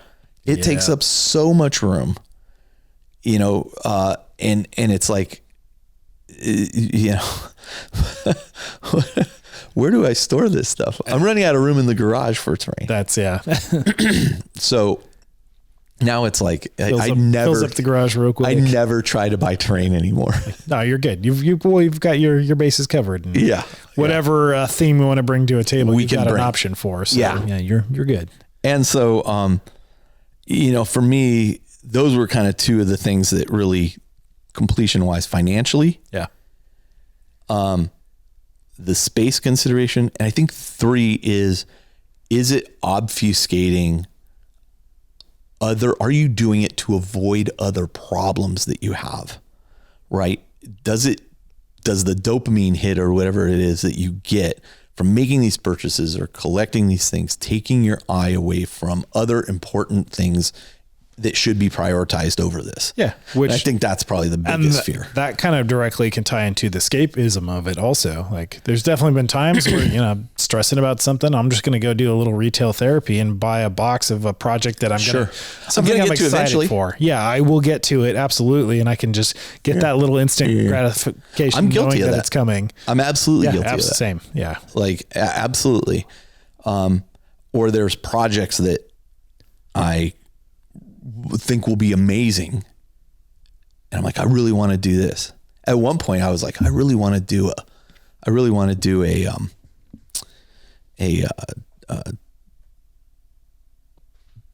trader admech army. Oh yeah.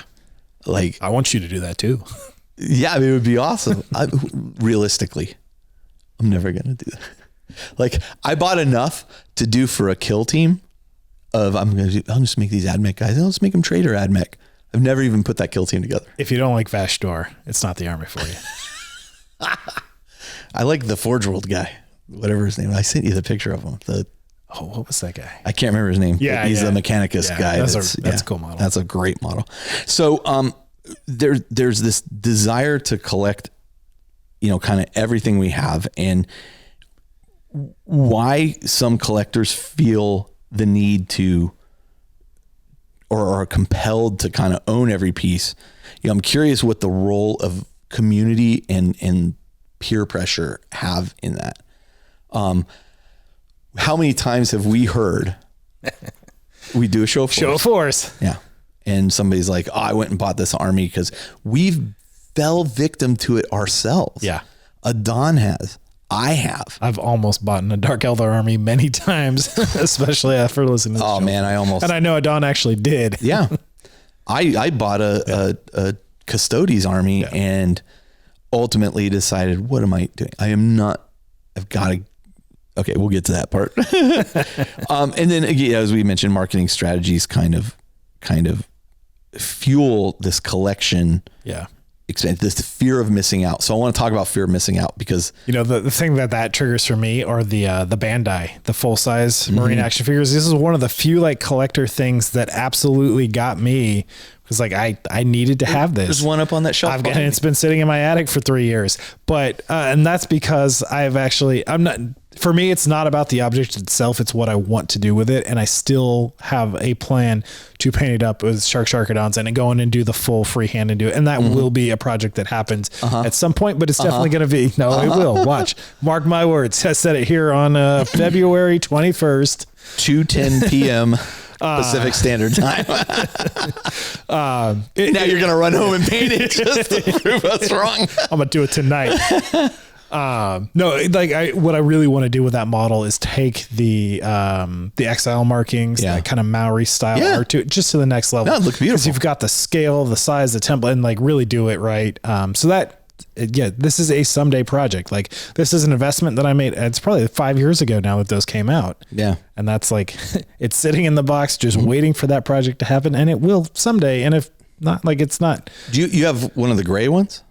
No, I have the Bandai one that was the Ultramarine. The Ultramarine one. I have that, and I have a bunch of the gray guys, and then I have, and then they came out. Had I known the gray guys were coming, I probably would have just gone that route. But yeah. Then they came out with that other new set that they're releasing. All the Joy Toy ones. Ones. Yeah. Those are awesome too. Yeah. And then I see these guys do like these animated things with them. I'm like, man, I want some of those Joy Toys. What are you doing, Carl?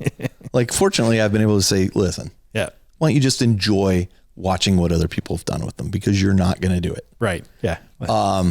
And what's it really going to do? Like, I've stopped collecting figurines and that kind of stuff because they just sit on, I got shelves full of them, and I'm like, they sit there, collect dust. I'm kind of over the clutter. Yeah. And, so they're still cool. I'm not saying they aren't cool. And I've got a bunch of them up on the shelf over there, but they're really dusty and I'm not doing anything with them.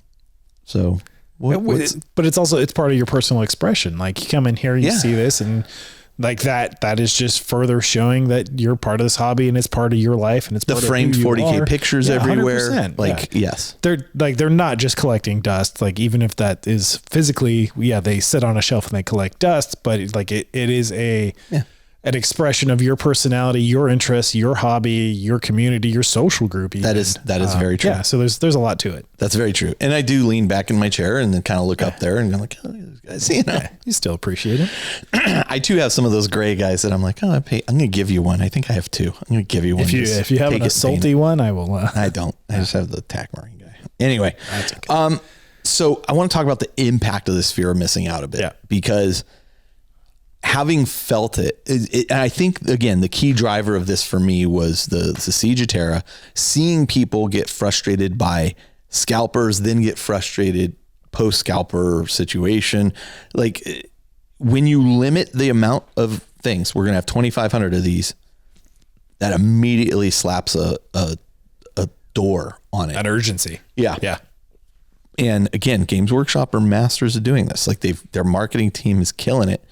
which is funny because they don't really advertise 40K anywhere. They don't need to. No, we're advertising it right here for them for free.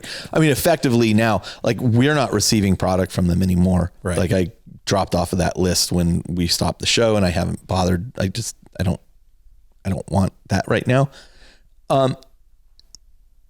Which sucks because they probably would send us Legion Imperial stuff for you, Josh.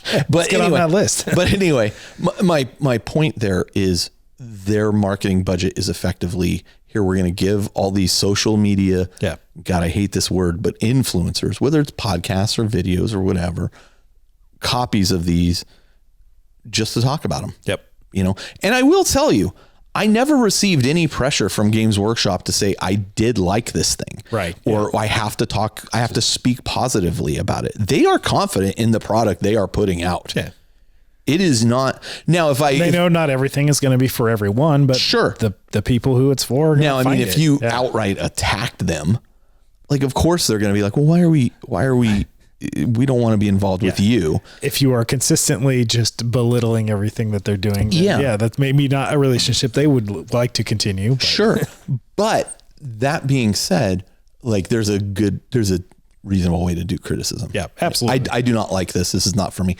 I don't like the telescoping leg AdMech guy. You know, it's grown on me so much. You're so full of it. Yeah, it's grown about 6 inches higher from his telescoping legs. It is not grown on you. And that's fine. Yeah. And that's fine. Like there's a bunch in that line I do really like. Yeah. So, okay, cool. And a ton of people have chimed in that they really like that model, which just shows like there's a market for it. Right. Yeah, absolutely. So let's talk about the impact of fear of missing out. Yeah. Increased anxiety and stress. Oh my God. I set so many alarms to be ready to purchase that thing. And then when I couldn't get in, it was stressful and frustrating. And I know I am not the only one that felt that way. How I expressed that was different than a lot of people expressed it. But missing out on limited time offers or numbered offers can be incredibly frustrating for people who feel they need to have the whole thing. I've said it before and I'll say it again. If I had to do it all over again, going down the route of collecting all of these books for the Siege of Terra series, I would have skipped it. Yeah. Yeah. I will not get caught in that trap again. Like I've learned my lesson. You only have to bite my hand once. Financial implications. We've talked about this already, but certainly you're probably the perfect example is I know people who bought from scalpers for those things. Sure. Yeah. And paid a premium for it. Yeah. And financially, I mean, yeah, if you can afford it, you know, whatever, but there are financial implications to these kinds of, FOMO purchases, right? You feel so compelled to go buy it. You're willing to overpay for it. Yep. Overconsumption and clutter. Why am I running out of space? Right. I'm running out of space because, and clutter, I was talking to you at lunch when we went to lunch today about how clutter around the house, like I had not cleaned the game room because I was so focused on painting. You were in the zone. Yeah. And then I looked around and clutter actually causes me anxiety. Yeah. I'm not typically a very anxious person, but it makes it very difficult for me to. When there's a tipping point for me where clutter will start triggering that. And like the first thing I'll do, even if it has nothing to do with whatever, it's like, I just need to tidy up my office, like reset the mechanism in that sense. And then I can just apply like positivity to whatever the task that I was avoiding while I was cleaning that. Yeah, there you go. Yeah. And there's potential impact on social relationships, especially relationships with your significant other. Yes. 100%. Fortunately, I don't have that. My wife's a terrible enabler on this stuff. Like last time we went to Forge World, she's like, I was looking at the Warlord Titan. Yeah. And I was like, man, this thing's huge, you know? And it was back, like Forge World had their own section. I don't know I'm sure it still looks the same, but it was all assembled and sitting there. And she goes, you don't have this one. And I go, no, I have this one and this one. And she goes, well, you have to get that one. And I'm like, what? Oh, okay. That's like $2,000 model. She's like, well, you don't have it. And I'm like, all right, listen, let's get the other one on the table and then we'll come back. You're ridiculous.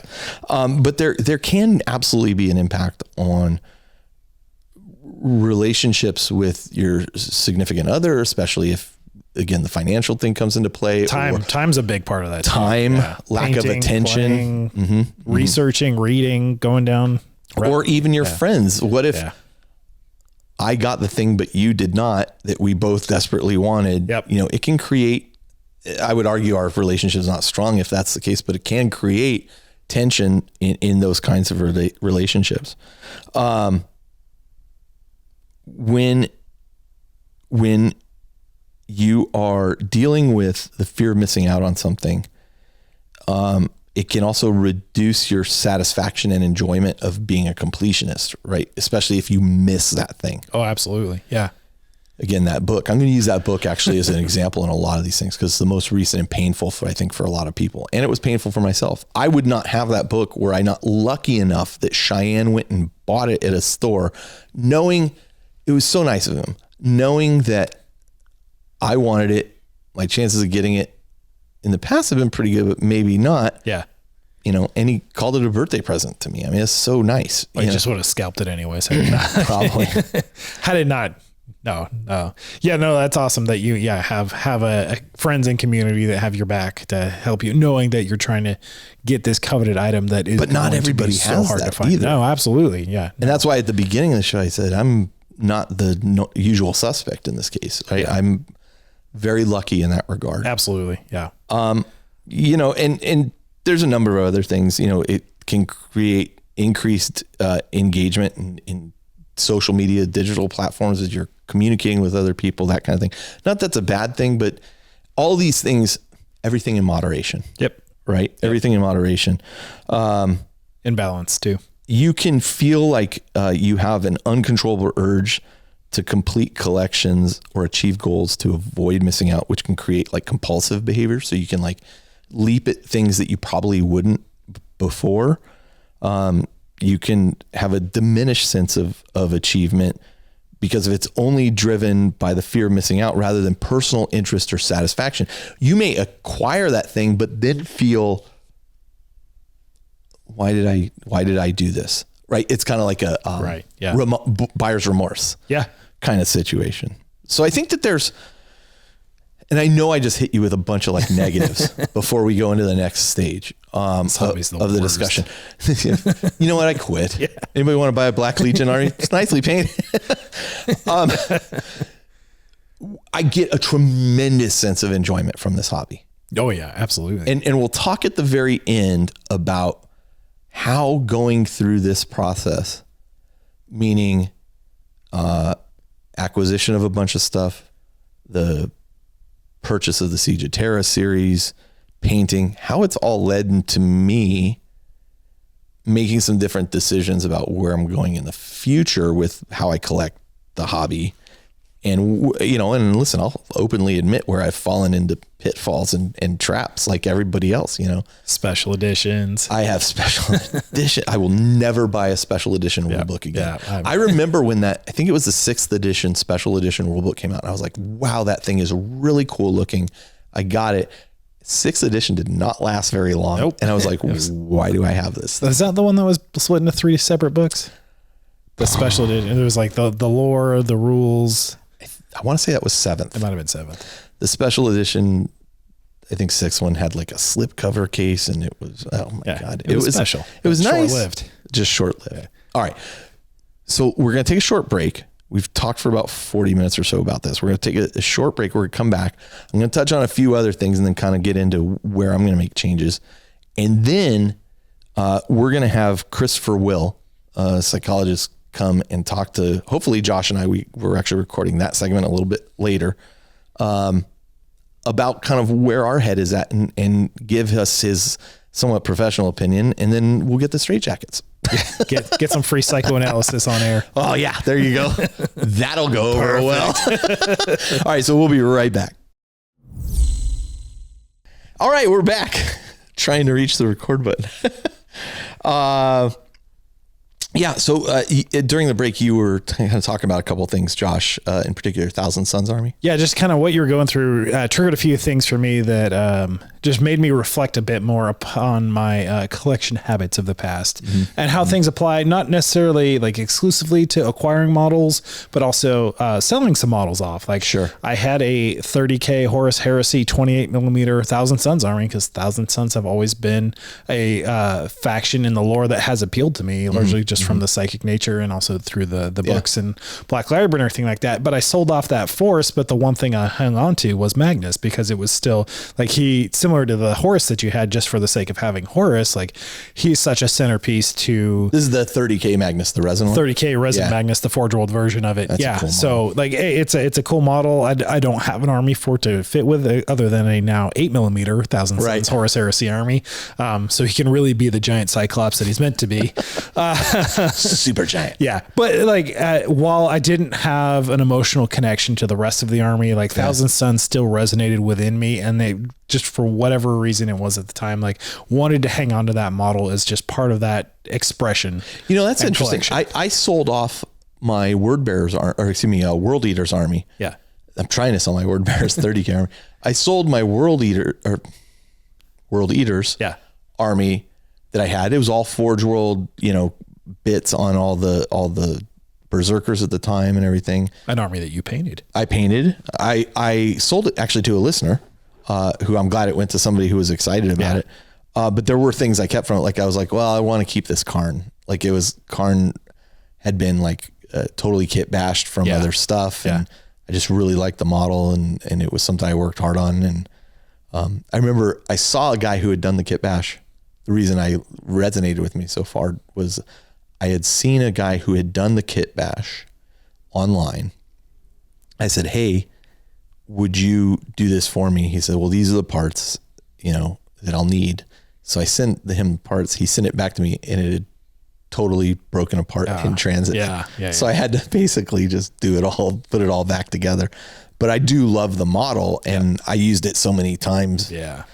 It had an emotional connection to me that I want to keep it. Now it sits here in my closet doing nothing. Well, and like, it's part of that. It's the nostalgia, but it's also just, it's part of that self-expression. And every time I open the thing and I see it, I'm like, oh yeah. And all the memories, the positive associations as you had with that army, with that model in games past, friends. Mm-hmm.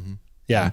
And it's interesting how it applies to not just the physical collection of things. So I was also talking about like registering for Adepticon, for example, is another FOMO thing that's not specific to the collection, but it like intertwines so much. Like I've obviously been doing a huge hobby push here to get Legions Imperialis ready for Adepticon. Yeah. But then there was this huge like FOMO and stress about like getting on the site and registering for the event, making sure I got in, because I am putting all this work in, and like would love to see that happen at Adepticon, because that's the first kind of event that's going to be hosting a Legions Imperialis event. And there's only, one game happening on one day. So it's interesting how one game or one event. It's one event, which it's going to be 2 or 3 games in the day. But there's only one single event of all of Adepticon happening for Legions Imperialis officially. Welcome to Specialist Games. Yeah, for sure. Yeah, right? Yeah. I mean, they're doing an Old World event. They just added those. Mm-hmm. Yeah. I'm not going to be painted in time, but otherwise I'm already taking 3 game systems. I'm not taking 4. Ironically, because of my excitement for Legions Imperialis, I did sign up for the Tacoma Open to go up to Washington for the Legions Imperialis event specifically. When is that? That's July. So how are you going to get up there? Are you going to fly or are you going to drive up there? I could go either way. I've got the ticket and a place to stay, but I have not figured out the transportation yet. July.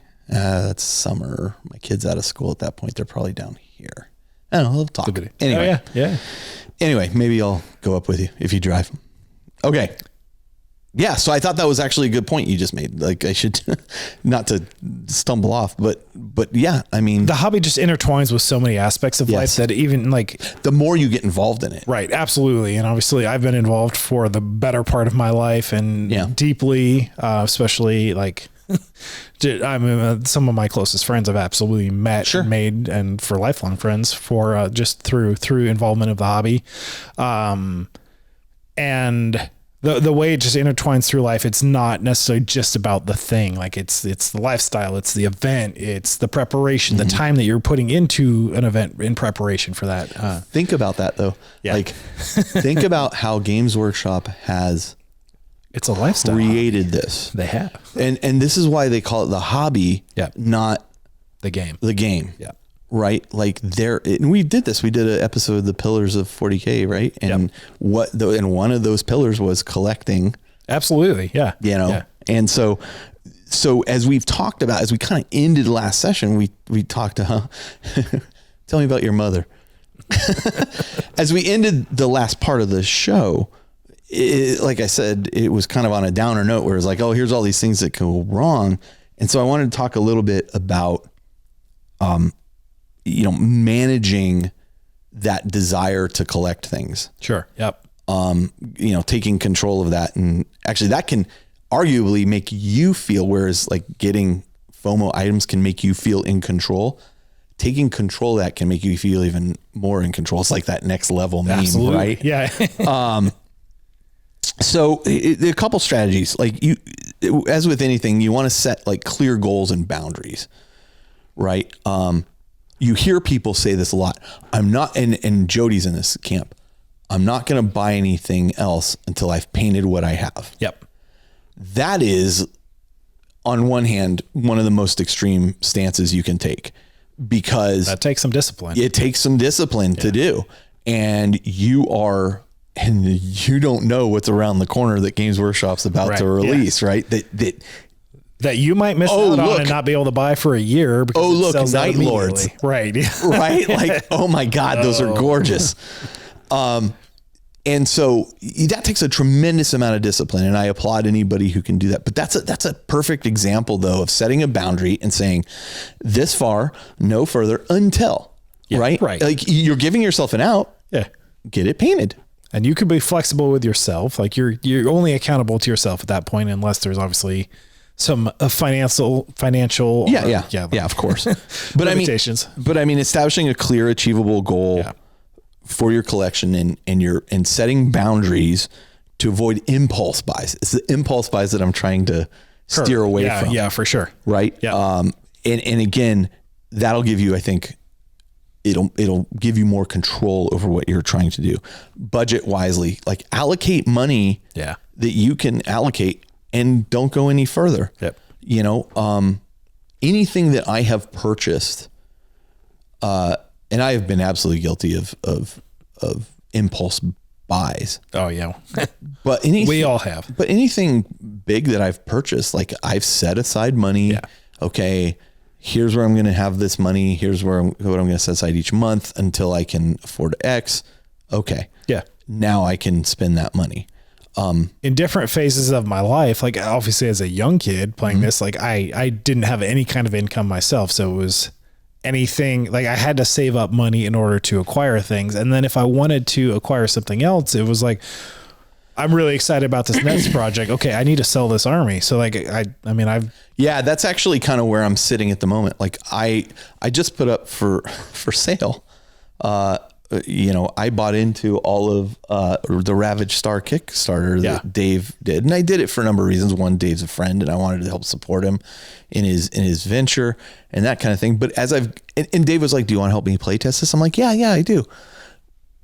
Realistically, time, my plate is full. Painting, and I'm the worst at it. Like Shell would tell you, I overcommit to stuff all the time because I really want to do it all. Yeah. The reality is I don't have time for these. I got them originally because I was like, I can do some of the stand-ins for chaos stuff. And trust me, I looked at the 3 things they have that are equivalent to obliterators, and I was like, these are so really friggin' cool. There are some really looking. Cool models in that kit. Do I want to use those and do those kind of match what I'm doing? Not really, but man, they are friggin' cool looking. So, okay, I'm going to sell that. So I'm literally in the same camp that you were in a long time ago now, where I'm like, I'm going to sell off a bunch of this stuff, and I'm probably going to take a loss on a bunch of it. Yeah. That's okay. As soon as stuff is painted, you've already limited your audience of who's interested in that. And a lot of the appeal for people in the hobby is to do the hobby. So sure. If they're buying a painted army, like, I've always sold stuff at a discount to what it costs to buy new, even if it's fully painted. But you're right. When you're young, it's not like you necessarily have like an income that stream that is like, I'll just set aside X percentage of it. And right, as my income status changed from a 7-year-old kid to say, like when I was playing this hobby, when I was 25, like I would set myself aside a small allowance and be like, okay, I can allow myself to spend X amount of dollars on hobby. And it was, pretty small back then. And obviously as career has evolved and financial stability and all that has settled in more, like that number has changed. But it's just an interesting, kind of give and take of how the hobby evolves. And I think it's worth looking at. What are your options? Absolutely. There, right? Yeah. Prioritizing quality over quantity. Yep. It's so funny when I see people like, I have 20,000 points of Necrons. What are you doing with 20,000 points of Necrons? Like realistically, they're in shoe boxes. Are any of those things a barrel of monkeys? Are they ever hitting the table? Are they organized? Are they in good shape? Are they playable? Are they painted? Dave, Mini Wargaming Dave recently posted a picture of himself with all those chaos. Yeah. What is it? 700,000 points? That's ridiculous. Like that? Yeah. I mean, that is it's impressive. The first thing I saw when I saw that picture was A, that's impressive. B, why that much? What are you doing with that much? What do you and to a degree now? So take a look at Dave, and I'm going to talk about Dave here for a minute, without him knowing that I'm talking about him. Dave and I are what I qualify as friends. We're not super close, like we don't hang out a lot, but I mean we chat each other up every now and then. He'll send me stuff, and we chat. And I think we clicked. He and I and his wife all met at Adepticon at one year, and we just like super got on well. And he's very good friends with Doug of Table War, who I'm very good friends with. So there's a bunch of mutual connections there. So I feel comfortable saying this. To a degree, showing a picture like that and owning all that, and considering their studio and everything they own, cements himself in the community as somebody who he is putting his stamp down, saying, I'm chaos. I'm Chaos Dave. This is me. This is me. Right. So all of that goes along with it. He didn't paint all that. I know he didn't, right? He had commission painters. He painted some of it, and but he's a busy guy too. Yeah. Yeah. But yeah, what are you doing with 700,000 points of whatever it is of models? A bunch of them are never hitting the table until you take that picture. Right. Yeah. Yeah. Because you don't need that much. Even in an apocalypse game, that is overkill. Oh my God. Could you imagine that apocalypse game would take you weeks to play? Yeah, absolutely. So, focus on getting items that genuinely add value or joy to your collection rather than just amassing things for the sake of completion. There are units that have come out for armies that I'm like, that's a really cool unit. I am not going to use that. When am I going to use that? Yep. And that's the other thing. You can defer a lot of these kinds of purchases, especially when it's not like a limited edition thing. Yeah. Yep. I had made my statement on the show that if Sisters of Battles released in plastic, I was going to buy them. And you did. They released in plastic. I bought every single unit, multiples of some, because I had said I was going to do it, and I followed through on that. I have never played them. Yeah. I have assembled a third of them. The other 2/3 are yet to be assembled. I am not giving up on that project. Like I am still all for it. But there are things I bought that I do not need. The Triumph of St. Catherine or whatever that one model is that has like 800 models in it. Yeah, right. That doesn't work with the way I'm going to even paint my models. Okay. Like it does not work with my faction of models. So it's like, okay, well, what am I doing with this? Well, I had to have it, right? It was all of it. I love those models. Yeah. They're so good. I will get to painting them. Once I've wrapped up here, like that will be the next army I realistically do. Yeah, sure. Shell will tell you it'll be the Night Lords for That's Caleb's next army. I couldn't afford his rates. But my point there is I didn't need to buy all those things. Yeah. I didn't even need to own them right now. And I do. And they sit there. And I mean, it's okay. They are taking up a bunch of space in my cabinets that could be taken up with painted models now. Yeah. So focus. Great looking models. They are. They're super good. Even unpainted. I'm not disappointed. Good models. I got to tell you, they're a bit intimidating too. Cause I looked at them and I'm like, oh, these are a lot smaller than Space Marines.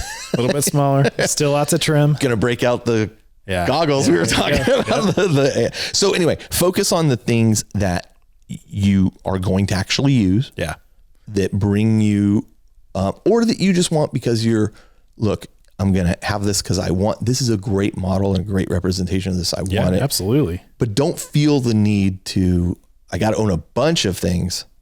Yeah. Or take it in measured steps. I'm immediately thinking of, you were just saying for Black Legion and Sisters, like you had to have one of everything just so you had it, not just to complete the line, but also to give you options. Like, and I have had, and probably still do at this rate, an apocalypse-sized Necron army, and I do not own every single unit that is available to Necrons. No, in fact, one came out and you're like, yeah, I don't really need that guy. I remember you saying that recently. You're like, yeah, he's cool, but I'm not going to use him. Special characters, not something I tend to field. I had a bunch of the Forge World, like Canoptic, Sentinels, and Stalkers. Took a different direction with the army, so ended up selling those off. There's definitely holes in the line that every once in a while I'll be like, oh, I like the way that might play. Like, just in my head, I'm like, oh, that could be fun and different. And then I'm like, I've got so much stuff. If I'm playing that, I've already got so much stuff that is not hitting the table. Right. Which have so many options. Which goes right to my next thing about practicing mindful collecting. Right. Meaning before you're making that new addition to your collection, you're taking a moment, as you just said, to consider why you want it, and whether it truly adds value to your collection. And that's value in terms of assuming you play the game and you're not just you collect enjoyment and play on the table, or the painting of it. Like, you can buy a model just to paint it. A lot of people do. A lot of people do. If that is something you're going to paint now, I would almost think, though, to a degree, and this is probably a stupid assumption, that if you are buying these models just to paint them and not play, like, it's probably less of a FOMO issue. I mean, some of the rare things probably not, but like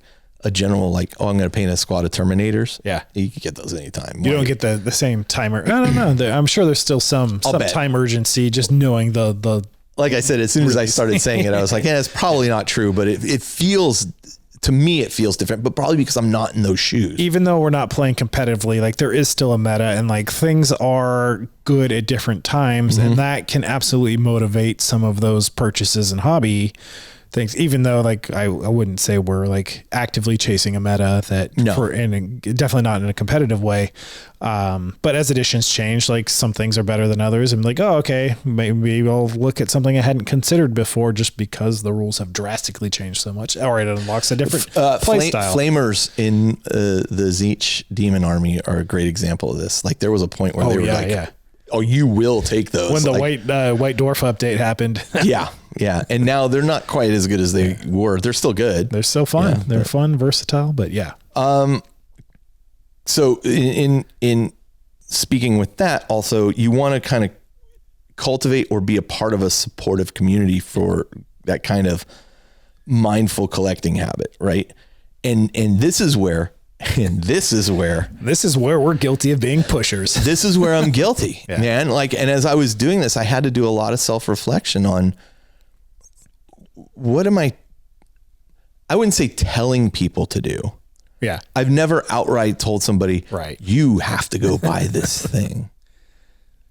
I haven't discouraged it. I have jokingly said, if you don't do this, you're wrong, but that's not me saying you need to go do this. Right. We do show, and we joke about the Show of Force episodes, like driving people to buy stuff. We're not going to stop doing Show of Force episodes. I think they're incredibly valuable. I think they're fun. People love them. Yes, it does create a sense of excitement about that army that some people latch onto. There's probably also a bunch of people that have listened to those episodes, bought that army, and are completely thrilled that they bought that army. Oh, absolutely. Yeah. Without a doubt. Something about the excitement of what we were covering resonated with that person. And then they had all the experience of building, painting, purchasing, acquiring, playing. For sure. Yeah. I know we are absolutely guilty, especially with specialist games, Legions Imperialis, Titanicus. I just bought Legions Imperialis. I told you I wasn't going to do it. Because there's a smaller community, and I know I, for one, am just so happy and passionate with those games that absolutely comes across. Yes. And we having an audience that's listening to that, even if there's players that don't have as much of an active immediate community, like are still like, this is a great game. Like, can I buy enough to get two halves to like get? But this is why early on I was telling people, if you don't, Titanicus too. Yeah, I really want to get into Titanicus. Is there anybody else in your area that is playing it? If not, don't bother. Or you have to build the community, which is going to take work. Which is going to take a lot of work. Be investment and may not be successful. Correct. Yeah. So, I've started, as I've been doing this now, this show actually started like 14 years ago. It came up. Now there were a couple years that we didn't produce episodes, but 14 years ago, like my perspective and how embedded in the hobby I was totally different than it is now. But also I'm absolutely guilty of being and providing a place where people who may strongly resonate with a fear of missing out will snap into something that maybe they weren't going to do because I said, or we said, or we talked about this. Now, does that mean we change how we talk about stuff? I don't know the answer to that. I do know one of the things that regularly came up was... We will jokingly throw out the watch your wallet disclaimers for all the time. Force, for example. I'm not joking. No, it's a real thing. I mean, it's in fun, but it's also, it's true. That's why it's funny. Yeah. For a long time, like there was a lot of back and forth arguments about purchases as progress. And I said that earlier in the show too. I still believe that's the case. I'm probably not going to whip that out as often. And you don't hear us talking about things we buy on the show as much as we used to. Yeah. One, because I kind of own everything I need. I'm in a pretty good spot for what I need. Yeah. But also, and I wouldn't say I've stepped back from that. Like the first thing you have to do in order to build a squad of Terminators is buy a squad of Terminators. Absolutely. Yeah. It's stupid. It's, but sometimes we like to talk about, here's what we got because this is what's coming up. Yeah. Like this is the next thing in the pipe. The problem comes when what you're talking about, what you bought isn't even on the radar for what is going to come up next. I know I've been talking about Eldar for 3 months in now. I guess we're even more in the new edition. But you're set and primed to do that Eldar project. I have everything I need for it, and I'm ready. Where you're concerned, I have no doubt. As soon as the sharks are done. But you've also been doing a ton of Legions Imperialis. When we went on Dave Taylor's program, and you showed off the pictures of the Legions Imperialis, I was like, oh my God, that is a lot. I've been busy. Yeah, hobbying's happening. It's not that it's not happening, and I have no doubt you're pulled in different directions. And I have no doubt you're about to get to the Sharkadon, especially because I'm painting these guys, and you want to play against them. Unless the old world pulls focus, but it's not going to. It's not going to because I'm going to stick a Sharkadon head on the pike of one of these guys. Revenge. That's right. So, but I think that's the distinction here for me. Yeah. And I think it's, I saying to the audience, I hope I have not been the cause of you building this or spending money that then contributes to your closet of shame. Yeah. Or as I like to call it, closet of opportunity. Because I get just as hyped as the next person about it. And I think that comes through. And I think that's part of what the audience likes too. Our excitement for how we're interacting with the hobby is absolutely what I'm going to commit going forward. Yeah. I would say for the show is I'm not going to talk about something I've purchased unless that thing is like coming up next. Like, sure. Okay. Or like I bought this, I've unpacked it and built it. I'm about to start painting. Like, if I'm contributing to a closet of my opportunity, which I'm also going to tell you, I'm going to do a whole lot less of. At the end of this, I want to talk about that. Purging of the closet. Yeah. Because of what is being used and what brings me joy has changed. For sure. Yep. Has changed. I will say, look at already... I mean, when was the last time you mentioned a Carl's worth of purchasing anything or forever? So that habit has already changed in how you're approaching the acquisition of. Every now and like somebody brought that joke up a while ago, and I was like, oh yeah, it's been a while. I forgot about that joke. Which for those who haven't listened to the show for a long time, I used to spend a lot on Forge World. Yeah, a lot. I would call up Forge World, and they would recognize my voice. Like this is back when that's how you had to order it. And they would recognize who I was, and then go get Ed, who was the manager, and have him talk to me because Ed and I knew each other. And it became a joke of there was a value of Carl, and it was about $500 to the Carl. Yeah. That's how many Carls did you spend when you, I spent a lot, and I have those models and I still love them. Absolutely. Yeah. Now that being said, there's one that I can't really use with my Black Legion army that I'd initially bought for it. So add it to the collection, paint it up for your display case, pass it on. I gotta decide what to do that or sell it off. Okay. So, we've kind of gone off our track here a little bit. Let me get us right back on track. So, and this is one I want to talk to Chris, Christopher Will about a little bit, which is, limiting exposure to triggers. Now he took a look at our show notes and he said, well, this is one term that I want to talk about a little bit. He saw what we were trying to say, but he was like, there's a different way of saying this. So we'll talk about that with him, which is kind of identifying and limiting your exposure to things that might exacerbate your desire to collectively impulse. That doesn't mean stop listening to our show. Please don't stop listening to our show. Celebrate your collection's current state. Yeah. Make sure that you take stock of your stuff from time to time. Set it out on a table to take a picture of it and see how long it takes you to set that out on a table. Yep. Are there things there that have never seen the light of day, or maybe don't really work the way you thought they used to work for you? Or maybe you can let those go or not, or keep them because you like the look of them. Or just throw them on your list next time to try something different. Even better. Have a little variety in your game. Even better. You know, I played that game at Play on Tabletop. Yeah. So many comments were, this list doesn't have this or doesn't have that or doesn't. Yeah, I didn't want to bring that.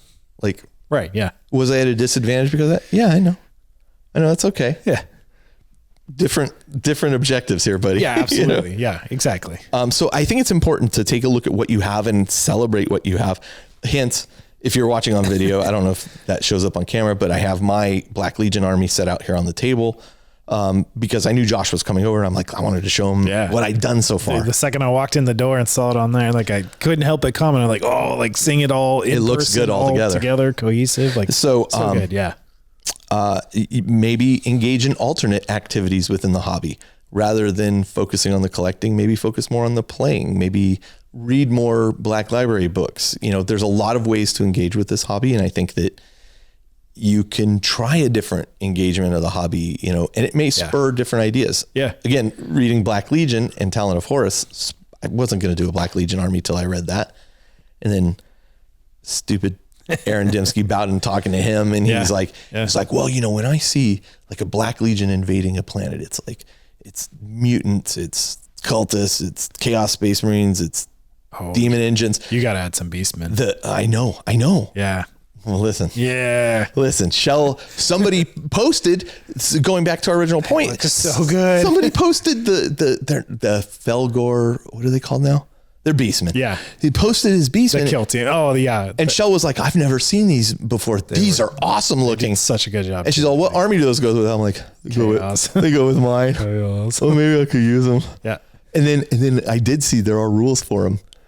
I was like, well, I can use them as cultists, I guess. And then I'm like, oh no, there's actual rules for them. I didn't realize that. Yes, neither did I. Now you definitely need them. Right? So here's exactly what I'm talking about is you read something, you get excited, and then you need to go out and immediately buy that. But here's the difference. Check some of the impulses, wait till you're ready. Like here's the difference. Vet out that creative idea. I haven't bought them yet. Yeah, exactly. And I'm not going to until I paint a lot more of what I have. Yeah. I have some cultists that Loopy painted for me a while ago. They don't quite, they'll work. They work, but I also feel like, well, I didn't paint them. I kind of don't want them in my army. You've got a fully painted army by you. Like I want to keep that trend going. Yeah. And so when I go to add like a feeder unit like that, and I call them feeder unit because you like feed them into the grinder. I think those Felgor guys would be an awesome addition to this army. Yeah. So anyway, like going back to my original point was Aaron was saying, you know, this is how I see a Black Legion. You know, it's this, it's that, it's that. The sky goes black because there's just ships everywhere. It's just the wave after wave. And I was like, oh my God, I'm so sold. And then you had to bring up the stupid Felgor, which you absolutely need, but in due time. They're going to look so good though. Like especially that brown of their skin will look good against this. They're great. I'm so happy. All right, I'm ordering them right now. No, I'm kidding. But yes, I have thought that eventually I want to see, I don't know how many sculpts there are even, like I want to see like a variety of different, I think there were maybe 10. It's probably 10. I think it came because it was a Kill Team release originally. That's awesome. Yeah. That's awesome. So that's probably something that, but I'll tell you this, before I buy those, I would sell something else. Sure. Yep. Yeah. So engage in alternatives and last but not least, seek professional advice if necessary. Not the kind of professional advice Josh and I give, but if you find yourself in a state where you are, this is becoming so important to you, that it's overbearing, you might want to seek out some help. Everything in the hobby in balance, like your financial balance, time balance, relationship balance, like the ideal spot for the hobby is everything's in balance, right? So you're not giving too much of anything to any aspect of the hobby, especially, and letting more important aspects of your life fall by the wayside, which I think we all are guilty. I know I'm certainly guilty of time, especially. Like I will be hyper focused on this project and I will at the detriment and neglect of other things. And that's something that I have definitely had to reflect and check myself on. And my wife has certainly helped me from time to time. I have told Shelley, you check me if I'm out, out of line. And, every time I get that, like it just kind of rein it back in, reprioritize, regroup, refocus, and then kind of go back out there and just tackle what you can in time, and knowing that you don't have to get it all done at once. Like if it takes you 8 years, it takes you 8 years. If it takes you 2 weeks after 8 years, it takes you 2 weeks. Like, and everything in between, like it's a hobby. Let it be fun. That's the key right there. Let it be fun. It better be fun. Don't let it dominate your life, and everything in balance. Yeah. So I got a couple other just bullet points here I guess I want to throw out. I know it's going to seem like kind of a long episode, and I wanted to definitely have this conversation and not make it just reading a bunch of lists. But the next section I had here was really how online communities and social media influence your collecting habits. And I'm just going to quickly go. I think this is nothing shocking here, right? They increase exposure and awareness. Yeah. We see this with Games Workshop. They pulled back from all their social media stuff only to fully embrace it now in a different way. And boy, howdy does it work. Yeah. They provide a sense of community and belonging. We do that too. Absolutely. And arguably I would say we have one of the best communities in the hobby because we are so supportive. We will tell you how we painted that thing as opposed to, saying no. Small tangent here, but somebody commented on the last hobby hangout that we did the other day, and they're like, I've never felt more engaged with any community than when you guys were specifically like interacting with each other, like hanging out with each other, but also engaging with all the comments in the group there. And we're all just like hobbying and chatting. And the fact that we can bring that is fantastic. Yeah. And I mean, our objective was to make you feel like a part of our gaming group. And that I felt closer to those people too, who were hanging out and 100%. chatting. Yeah. We're definitely going to do more of those. We might make them Patreon only. We're talking about that right now, but I think we'd apply it to all levels of Patreon, like the $2 level and up. Yeah. So, and we'd probably do them, what we're talking about, twice a month, maybe. It'll keep us on track on what we're working on too. Absolutely. So. Yeah. And they were fun. It was fun to hang out. Yeah. And we had multiple cameras this time. Yep. So we had camera. You could see what, and not just looking at the top of our head. So, I mean, the other thing, social media, online presence, market access is so available to buy, sell, and trade. Yeah. Right. And and those last two I think are key, selling and trading. So you can find great forums. I think the one I participate in a lot is the Barter Bucket. Yep. But I think that was started by John John and Mike out of Santa Cruz. So I really like that. Yep. there is validation and competition, right? Is put a lot in online stuff as well. Sure. Like we see all the stuff that comes out of, and I think to its detriment sometimes. I think with social media, you get the loudest voice speaking sometimes. And so I think that, the tournament players are very focused on, and they've adapted to sharing information, seeing lists, making those adjustments, all of that support you can get online, but more than ever, you can get painting tutorials and this kind of thing. Like I cannot tell you how many painting tutorials I've watched and how many have helped me a tremendous amount. It's incredible. Yeah, more resources than there ever have been. And there's I think more people at different levels of the hobby than there ever have been too. So like, let's not forget to celebrate somebody who's brand new to painting and like taking their first foray into it. Absolutely. It can provide you a sense of validation, meaning look what I've painted. People say, oh, it looks good. Yeah. I can ask for help and I can get, how can I make this better? Well, have you thought about applying a wash and then doing this? It can provide competition, even in painting, or God help us, nobody's going to get more than 700,000 points of chaos. Dave won. You win. Dave won. You win.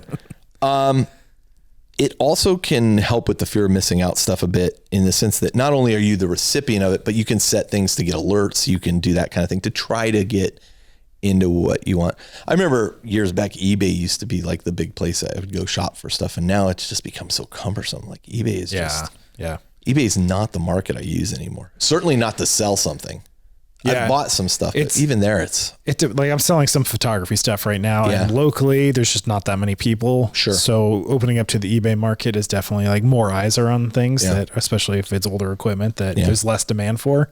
So it has its place, but yeah. Yeah. So anyway, I think the last kind of points I wanted to make here were, some kind of bonus topics for like decluttering your environment. If you find, and I use that term decluttering more in terms of like drawing down and focusing. Yeah. Right. You can sell, donate, or trade items. This community, not just the independent characters, but the 40K community at large, I have found to generally be incredibly generous. Yeah. Both with their time, which is worth more than anything, with models, with everything, to the point where I pay it forward, right? Like,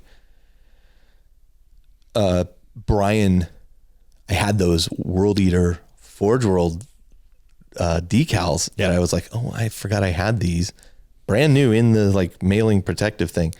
Brian's doing World Eaters. Brian, do you have any? Do you want some? You just take them. Yeah. Yeah. When Mason started getting into 40K, so many people donated Tyranid stuff that they just weren't going to use. There's like, I got this part in here. Sure. Yeah. Yeah. He had a full army assembled and going, before anything, and so if maybe there's kids that want to get into it, you want to donate some models. If you want to sell models, sell them online. I see more and more people selling stuff online. And I think there's like a whole shift, at least in the community I'm parts of, that I'm seeing people do this kind of focus. Like, well, I realize I'm not going to have time to get to this. Right. Trade away for things that you do want or need. Right. Document your collection. Like if you go through and create a record, whether it's a spreadsheet or what, and show, here's everything I have, like that can give you some perspective as well, especially where you're like, maybe you have columns that are like, well, is this currently in an army, or can it be used in an army, or is it something I'm not really using, or, and then I think regularly review, make decluttering and refining your hobby as a part of that hobby, schedule for yourself, not necessarily in a calendar or anything, but like know that like, look, in the next month or so, I want to go through everything that's in this closet here and really look at, am I going to get to this? And if so, is it this year? Is it next year? Sure. Yeah.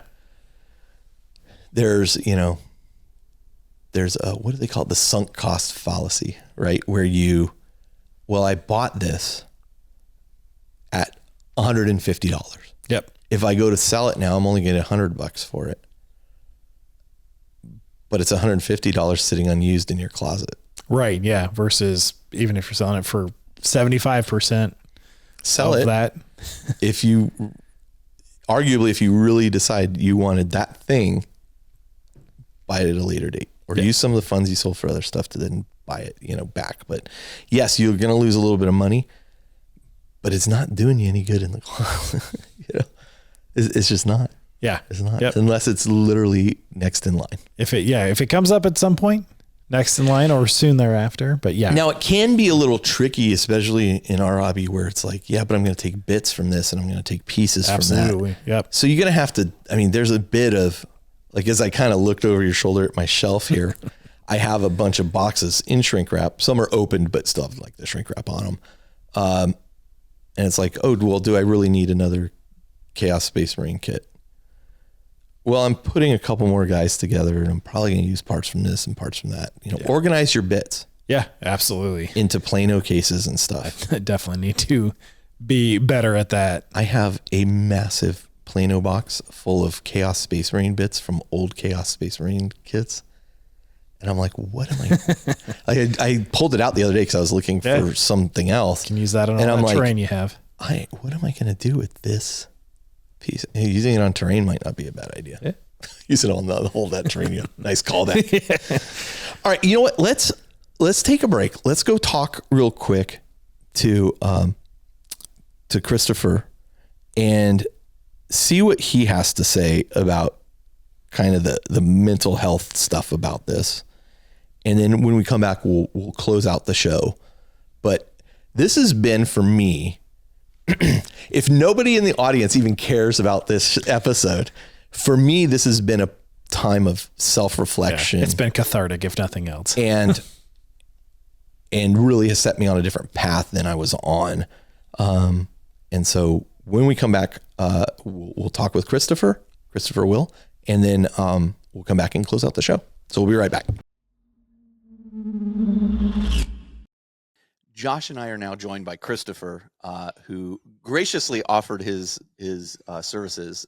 Christopher, can you give us a little bit of what are your qualifications here? My qualifications would be I'm a licensed clinical psychologist in Southern California. Been licensed for about 7 years. I've been doing psychotherapy for, I would say, about 20 as part of that thing. I've got a doctorate in clinical psychology, a master's in social work, and some other advanced degrees. So, this is kind of my wheelhouse. This is psychology is what I do day in and day out. So, and you play 40K when I can. Yeah, when I can. Holy smokes! See, it's not just for us low lives. Those are impressive qualifications, Christopher. Thank you so much. Fit in. Wow. Yeah, and thanks so much for offering to kind of give your 2 cents on this. I really appreciate it, because as I was going through creating the show notes and researching kind of this topic, of course, I don't go to WebMD to, say, oh, I've got this pain in my side. Oh my God, I'm dying. Mm-hmm. And so your take on this will be very interesting. Josh and I actually recorded yesterday prior to piping you in here. And I think it was an interesting discussion. This will play at the end of the episode before we close out the show. But I think we had an interesting discussion about it. And as I went through creating the notes, there was a bit of self evaluation for myself, right? As I was looking at, hey, what are the things that are great about collecting things? What are the things that are warning signs or, danger, Will Robinson type of things? And we talked about this in the episode earlier where, I say, gosh, I feel in some ways kind of guilty for helping enable people to maybe increase the inventory of their closet of opportunity a bit much. And we joke around a little bit around our Show of Force episodes that we've all fallen victim to as well, covering it. We just get excited about the particular thing, but then, later I find out or I realize, I really don't have the capacity to add yet another army to my group. Why have I done this? Josh, do you have any points you want to throw in there from what we've discussed earlier in the episode? Yeah, not a whole lot yet. It's kind of an interesting discussion. Definitely curious to hear your thoughts. So I got the sun coming in right in my eyes right here. I was a bit distracted. I think there's kind of two parts to the show. The first being, hey, this is a hobby that involves collecting miniatures. Hopefully not collecting just boxes of sprues, but actually putting them together and collecting them. But again, I said, if that's your bag, like if that's what you enjoy, collecting boxes of sprues, knock yourself out. Right.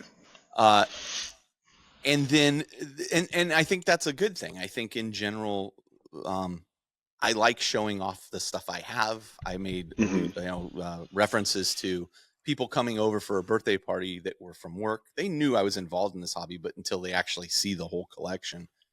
And my other Aaron, who's a regular on the show, and I worked with, said, "Oh, you haven't seen this? Come in this room and let me show you." And inevitably, they were fascinated by it and wanted to know more about it. I don't think any of them are going to pick it up and play, but they were like, "Oh, well, this is really interesting." So there's that aspect of it. And then there's the aspect of, well, I'm spending too much money on this. I'm buying things to make myself feel better, that kind of thing. And so what are, in your opinion, what are kind of the benefits of the hobby, the collecting aspect of it, showing off kind of things? Sure. Everyone has hobbies. Okay. Every single person has hobbies. And really all a hobby is the thing that's not work or family that occupies your mental mind. Whether that's, for some people it's golf. For some people it's watching television. For some people it's reading, it's scuba diving,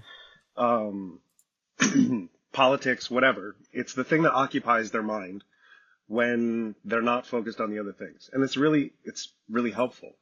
A good hobby has ways to engage with other people with it and ways to engage on your own independently with it.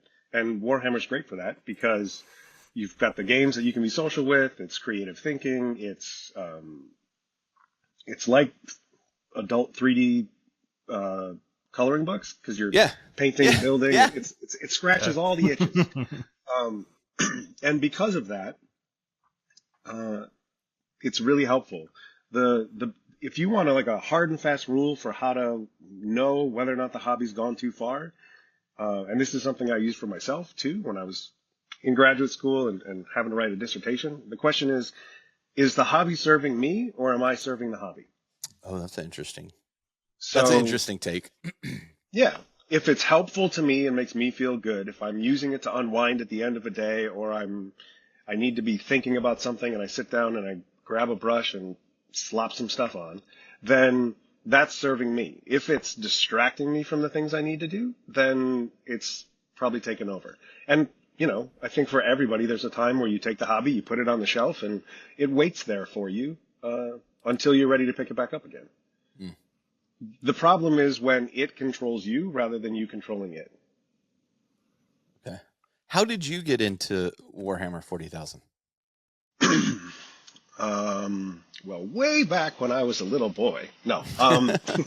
Sound like Josh. It feels like that. That's me. Like that. I moved out to Southern California from Ohio, from having finished my undergrad, and tried to make it in entertainment, realized really quickly it was a bad fit for me, and started working at the Glendale Galleria at the Games Workshop in the store there. In the mall. So I worked for Workshop for from 2000 to about 2003 when I got married and then went and started the graduate stuff. So I hadn't really played or done anything before that. A friend of mine had started to get into it and kind of showed me some stuff. We, bought not huge, but you spend a couple $100 on eBay to get a secondhand army, and you don't know what you're doing, and you get those first Plague Marines. You paint black and red because you think it looks cool, and you don't really know any better. Yeah. But then I went into the store and kind of learned a lot about that, and that's where I started my own collections, and that's where it started for me, and I was able to really go ahead. Sorry. No, I was gonna say, and how heavily are you into it as a hobby? Is this your primary hobby, or do you also golf? I don't golf. You clearly lift weights based on your video. Yeah. I like to work out and lift weights. I like to run. I've run a couple marathons. Wow. Okay. I've got a smoker outside. I like to smoke meat. Nice. So, I like things that bring me together that I can share with people. And so I've got a group of guys that are local here in SoCal that I can share the hobby with and enjoy that stuff. I'm part of the, maybe you know them, maybe you don't. The TFG radio guys and the Team Wrecked is a SoCal team, Jeff Poole and all them. So I'm part of that team. I call myself the sportsmanship champion of the bottom tables. Hey, that's me too. Yeah, that's me too. Never gonna win. It's not about that. I just want to have fun and give other people a good time. But it's that, or playing D&D with people when we can manage to get our schedules together. Nice. My whole thing is I like to engage with other people and connect with other people. And sometimes I need to just kind of bug out and be in here and get some paint done. Yeah, I think the 40K and fantasy and GW, as we call it, the hobby, offers kind of a lot of those options in terms of you have the ability to isolate yourself, and I'm just going to be focused on painting this thing and I'm not interacting with other people, to, hey, I'm going to major conventions and meeting new people, or I'm just hanging out with buddies. Like, it offers kind of that wide variety of, you can't, what's interesting is you can't like go play a round of golf alone. I guess you could go to the driving range and not talk to anybody, but you're always going to be paired with three other people, whether them or not. Scuba diving, you got to have a buddy. So you gotta have a buddy. Yep. Josh is a scuba diver. And so it does offer, I think, one of the attractions for me, and I've told this story before, was, I wanted to get into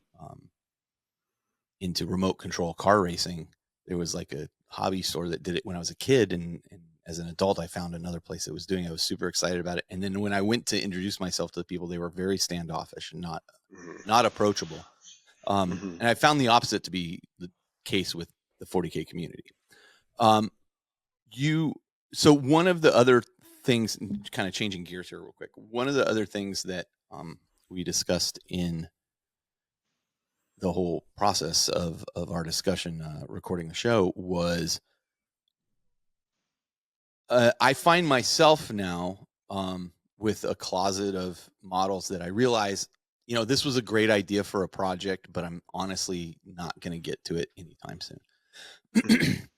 Going through a process of letting those things go, maybe even at a loss, and almost certainly at a loss from what I paid for them, and saying it's okay that I've lost some money on this, lesson learned, and I'm gonna what was the term we used, Josh? Focus. I'm gonna focus on these things, recoup some of those funds, focus your time, prioritization, etc.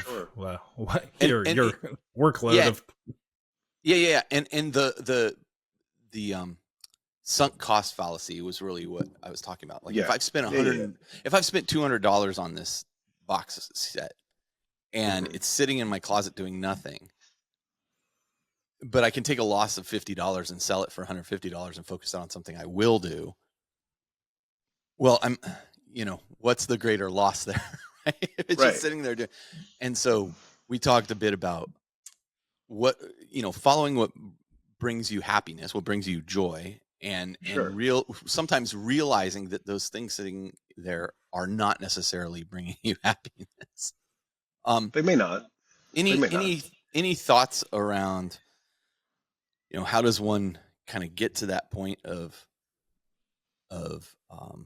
hey, I'm ready to let go of these things, and not necessarily the actual process of selling them, but right. How do I get myself into a mental state of focus and now, like, I guess self realization that, hey, I'm not going to get to this stuff. What am I doing? I think we all have ideas and inspirations and creative projects in our mind that we want to bring to life, but just time and logistics kind of get in the way of that, even if we've already acquired some of those models. Yeah. People talk a lot about like dopamine and dopamine hits and how things trigger your dopamine. I mentioned that earlier in the show too. Yeah. But the thing to remember is that dopamine's not about the reward. It's not about the pursuit of a reward. It's about the reward of the pursuit. So when you're chasing something, when you have the idea and you think about that you're going to do it, that's when you're getting the dopamine reward. That's when it's exciting, because the project has all this potential and it's going to be fun. And oh my goodness, wouldn't it be cool to do, I don't know, like blanking on stuff, but a chaos-based Mechanicus army. Yeah. There you go. Yeah. I thought it was a great idea, and it is. Yeah, it is. I'm just not going to do it. Right. That's an interesting point. Yeah. So when you realize that the idea of it isn't fun anymore. Okay. And you're like, I don't like the idea of doing it is no longer fun. That's when just move on. Go ahead and get rid of it. It's fine. Oh, interesting. Yeah, I could absolutely see that being the reason for a lot of closets of opportunity. Is like you buy a bunch of things because the idea is super fun. You've built it in your head, as Jody talked about a couple episodes ago, like painting something in your head. Like a lot of times we build something in our head or have this vision for it, but then when it actually comes to executing that, just either the idea, the execution of the project isn't as rewarding as the idea was, or just other things have taken priority, or you're chasing the next exciting idea that maybe is actually coming to fruition. Yeah, I think that's a really fascinating point. I'm like 50-50 on my heresy army, whether or not I actually pull the trigger and finish it up. You want to buy a Word Bearers one? It's fully painted. Not my jam, but we also talk a lot about fear of missing out, and how Games Workshop marketing are masters of creating a fear of missing out. The impetus for doing this episode was really around my struggles to complete the entire Siege of Terra Horus Heresy collection. And fortunately, I have been able to complete that, but I'm not the average 40K player. I have if I dare say, a fan base or a listeners who will help out where I struggle on that sometimes. And fortunately I was able to collect it, but I've said even on the show, if I had to do this all over again, I never would have started down this path. Like it's, it was stressful. It was, anxiety ridden trying to, get this. And what am I going to do if I don't get the last? Do I want to pay an exorbitant price to a scalper, or am I just going to sell the whole thing? And I've said multiple times, if I don't have the whole thing, I'm just going to sell it. I wish I'd never started. I now have it. I'm glad I have it. It looks lovely on my shelf. I know many of the authors, so it has like a personal connection, of course, for me in that regard. But Games Workshop is very good at, hey, we're only going to release 2,500 of these, or this is available for a limited time only, building that that fear of missing out, but also that hey, I have a limited time to do this. It makes you anxious. And then you couple that with website problems they have, or scalpers or whatnot. I mean, it creates this environment, but production shortages, especially.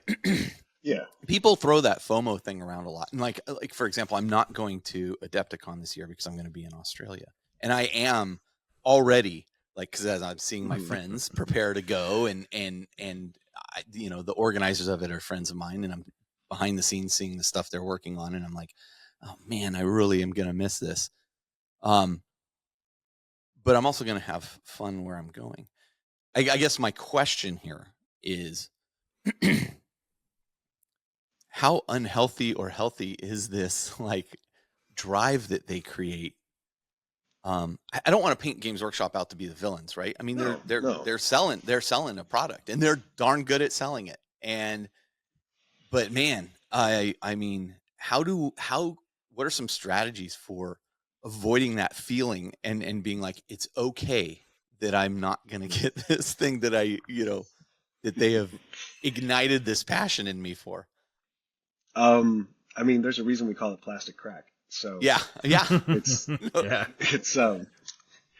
I think if it wasn't for the supply shortages that happen, where some things that have only been released once and they haven't been restocked or released independently, I find that frustrating. Yeah. But I think with that, the thing to think about is, why is it that you're like, what is the purpose of collecting? And from what I know from the show, both of you aren't hardcore meta chasing gamers. No, I would say not.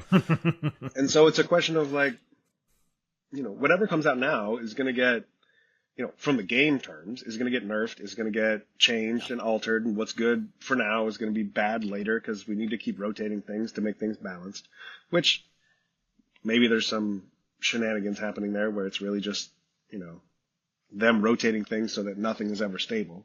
Could be. But I think I'm not a marketing guy, but I honestly think that there's a benefit in that for us, where, especially with the new edition and the way they've laid things out, is that literally it's just, what do you think is cool? What do you like? What do you want to dive into? And just do that.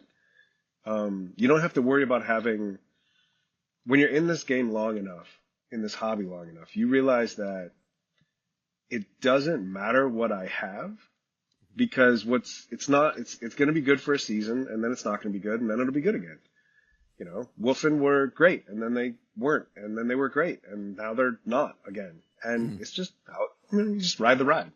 And so it can't be, for me at least, it can't be about the winning. It's about the joy of completing the project. It's about the joy of thinking about what might be fun. And if there is FOMO with certain things, I don't know. For me, I talk myself out of it. I look at Tau. How do you do that? Yeah. So Tau is one of the armies I do, and with the new Crute stuff, I already don't like him, Josh. Tau player. I think we just end this interview here. Yeah. Actually, those new Crute are a great example. Amazing. Yeah, they look great. They look amazing. But I look at the box, and I know I've already got like 30 regular Crute. I don't need the new ones. Okay. I may need like the special weapons, maybe, but I don't need them. And any of my buddies that I play with, that I really play with, since I'm not in like hardcore tournaments, no one's going to care if it's not modeled right. So I don't need those. It's a waste of money. It's a waste of time. I just I don't need any of it. But I want the special stuff, the new stuff, not the basic guy. So figure out a way to do that and order those. Yeah. And if I need to wait, I need to wait. It's not like I don't have 10,000 points of stuff to paint. I think that's a very key point you made there about, if I need to wait, I need to wait. And especially with Games Workshop now doing things like, hey, for this month, print on demand, we're doing these old models. And I mentioned earlier in the show, some collectors are getting frustrated with that, because they're like, hey, you're devaluing this thing that I bought, but it's going to happen. Things that, and here's the other thing with the secondary market, the way it is. Okay, so maybe I didn't get Curse City, and it's expensive in the secondary market, but most likely, eventually, it's going to come down in price. Like it's the rare item that really becomes astronomically expensive forever. I often wonder, going back to the Siege of Terra collection, well, now that it's all out, is this thing as valuable as it was when the last one was coming out? And I imagine that it actually will decrease a bit in value. Probably not from its purchase price, but it'll become more reasonable. People were selling the final book for like $400 or $500. It's like, jeez, what are you doing? You know, like it's not. The ebook reads just the same. The ebook reads the same, and it takes up less space on my shelf. Much less. And I'm a huge Kindle fan, by the way. But it doesn't have the presentation. But that's you're right. I mean, talking yourself out of these things. Like we ended the episode kind of talking about the Felgor Beastmen, and then last night I sent a picture of them to Josh, and I was like, "Oh man, look at these guys! They're great, so good." And then I look at their stats, and I'm like, "Yeah, okay, they're good, but they're not like that great, and they cost 95 points, and you could get, it's chaos. Man, they look really cool." And I decided, you know what? I don't need them now. Eventually, I will add them to my list. I may even be able to get them secondhand cheaper. Yeah. Okay. They're not. It's not. Whereas past Carl, honestly, would have been like, "Well, I ordered it during the show, and it'll be here Tuesday." You even made a joke about that. Yeah. So I think where we landed at the end was really about everything in moderation, right? Mm-hmm. I think that's important. And there's also and I'm guilty of this as well. There's that dopamine hit of buying something, like just buying it and acquiring it, going down to the store, looking at it, plunking down your card or cash or whatever, and then walking out with the thing. That feels good. But then if it's just sitting in your closet or you're not immediately working on it and then playing with it, it's in that pipeline, right? Like, well, I'm working on this right now, but these are the next things that are coming. It feels now, as I've gotten older in the hobby, like the wrong move for me. Mm-hmm. And again, I feel somewhat guilty, like having encouraged people to, hey, purchases are progress, and I still honestly believe that. Like you can't put Terminators in your list until you buy them. But it was never meant to be like filling up my closet is hobby progress. Right. You got to convert it. Well, it's the difference between preparing to do the thing and doing the thing. Yeah. Right? They're not the same thing. Just do the thing. Don't worry about trying to prepare to do the thing. Obviously, you get your airbrush out. That takes a little bit of time to set up. Definitely should take some time to clean up. But, preparing to do the thing often gets in the way. And so, I think this is one of the reasons why it's really good to have, especially if you have, these are projects that we're doing. So if you've planned out your project, then even just the planning out the project thing, you're going to get those dopamine hits. And that's part of the fun of it all too. If I were to do a Tyranid army, this is what I would do. Am I ever going to do it? No. Thankfully, I'm surrounded by enough people that, this is another thing that I find to be helpful, is if I see somebody else doing something and they're doing an excellent job of it, I'm like, great, I don't have to do it now. This guy did it. I can enjoy looking at their models. I can enjoy fighting their army. I don't have to do that. They did it. You could even play with their army if they were so inclined, right? Yeah. So, you get yourself a big enough group. There's, you get to be the guy that just does this one army, and people know that, and they're like, okay, you're doing this. I don't have to. Right. In fact, I said that about the new crew. People in my little text chain were like, oh, these look really good. I don't know if I'm going to be a holdout and beat FOMO. I'm like, you don't have to. I got it. I'm going to do it. You don't have to. Yeah. And they're like, you're the Tau guy, so of course you're going to do crew. Yeah. Right? We talked a little bit about that too. Josh, weren't we talking about like, oh, you're the Eldar guy, so you lean into it, right? Like, own that piece of it. Own it. And we also were talking about how that becomes part of you, like a personal expression, or like you identify with something about that force or the play style or the aesthetic of the models or the lore, and you're able to like engage in. It's part of your kind of self-expression, individualistic self-expression. Something you just said. Oh, go ahead. Sorry. I was just saying, and that's why I like to, I've got, I like to say I have two different armies because one of them technically is my son's, but that's a different thing. That's where I fell victim to the Indominus box. I'll just keep the Necron half and paint him up for my son, and it'll be fine. And then 3,000 points later, crap. Look at my son's army. He's so good at playing it. But Necron's Tau. But my first army was Space Wolves, but I'm not. I already know I'm not doing them this year. Like this year, I'm just going to be painting Tau. My goal is to paint the whole army by the end of the year, and that's the goal. And the great thing about the goal is, even if I fall short, I'm going to see progress. So in that project that you've set out, what is the whole army? They used to be purple, and I'm repainting them as red. And the reason I say this is because recently, I don't know if you saw, Mini Wargaming Dave posted a picture of like this massive chaos force, like 700,000 points of chaos. Yeah. Yeah. And it's impressive. No doubt it's impressive. And Dave has submitted himself as, I'm the chaos guy, especially Khorne, right? Sure. Cool. What are you doing with 700,000 points of? Nothing. So I don't. You cannot potentially even play an apocalypse game of that size. But clearly it makes him happy.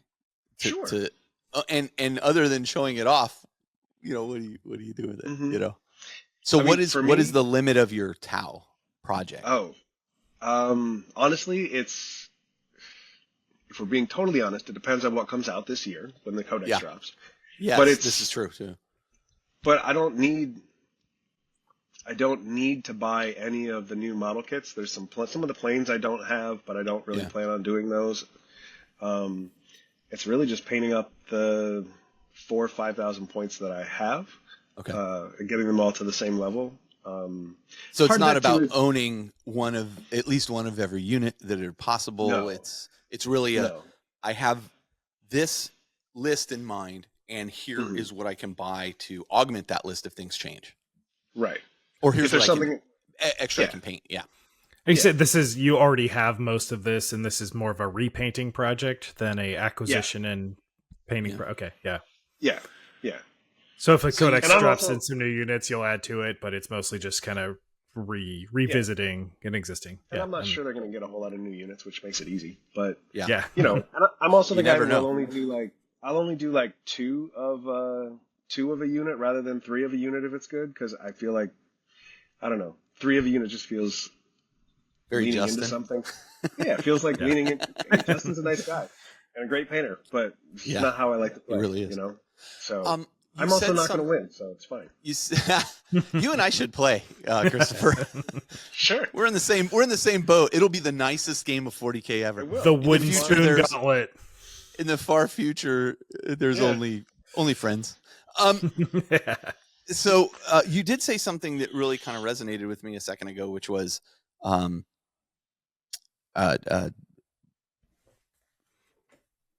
planning of the project and all that, and then moving that to like the actual doing of the project. Like the planning of it can be a dopamine hit. I sat for effectively 6 or 7 years on this Black Legion project, talking about, I'm going to do this, I'm going to do that, here's my plan, and things changed and new models would come out and yada yada. And then finally, like in the last 3 weeks, I pulled the trigger on actually painting stuff, and now I'm busting it out, and I feel like a very good sense of accomplishment, but I also feel a little bit of resentment's not the word, but like embarrassment for how long it has taken me to get to this point. Because like, man, and it's like, how long are you going to talk about this thing, Carl? You just got to do it. You know?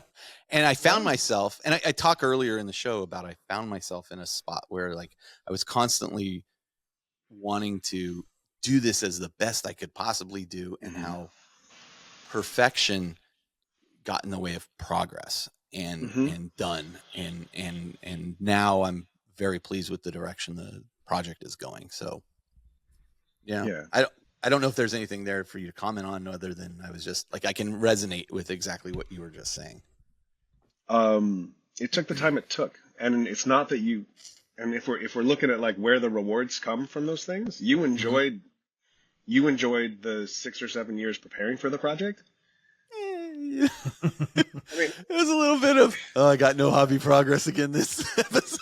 But I think that's another thing that happens for a lot of people. It happens for me too. I finally am over that hump where the way it looks in my head isn't the way it's going to look in reality, and I just need to get past that. It's going to get close, and it's fine. I don't have to, again, like, I'm going to be at the bottom tables. I think I'm a pretty good painter, but I'm not going to win Golden Demons.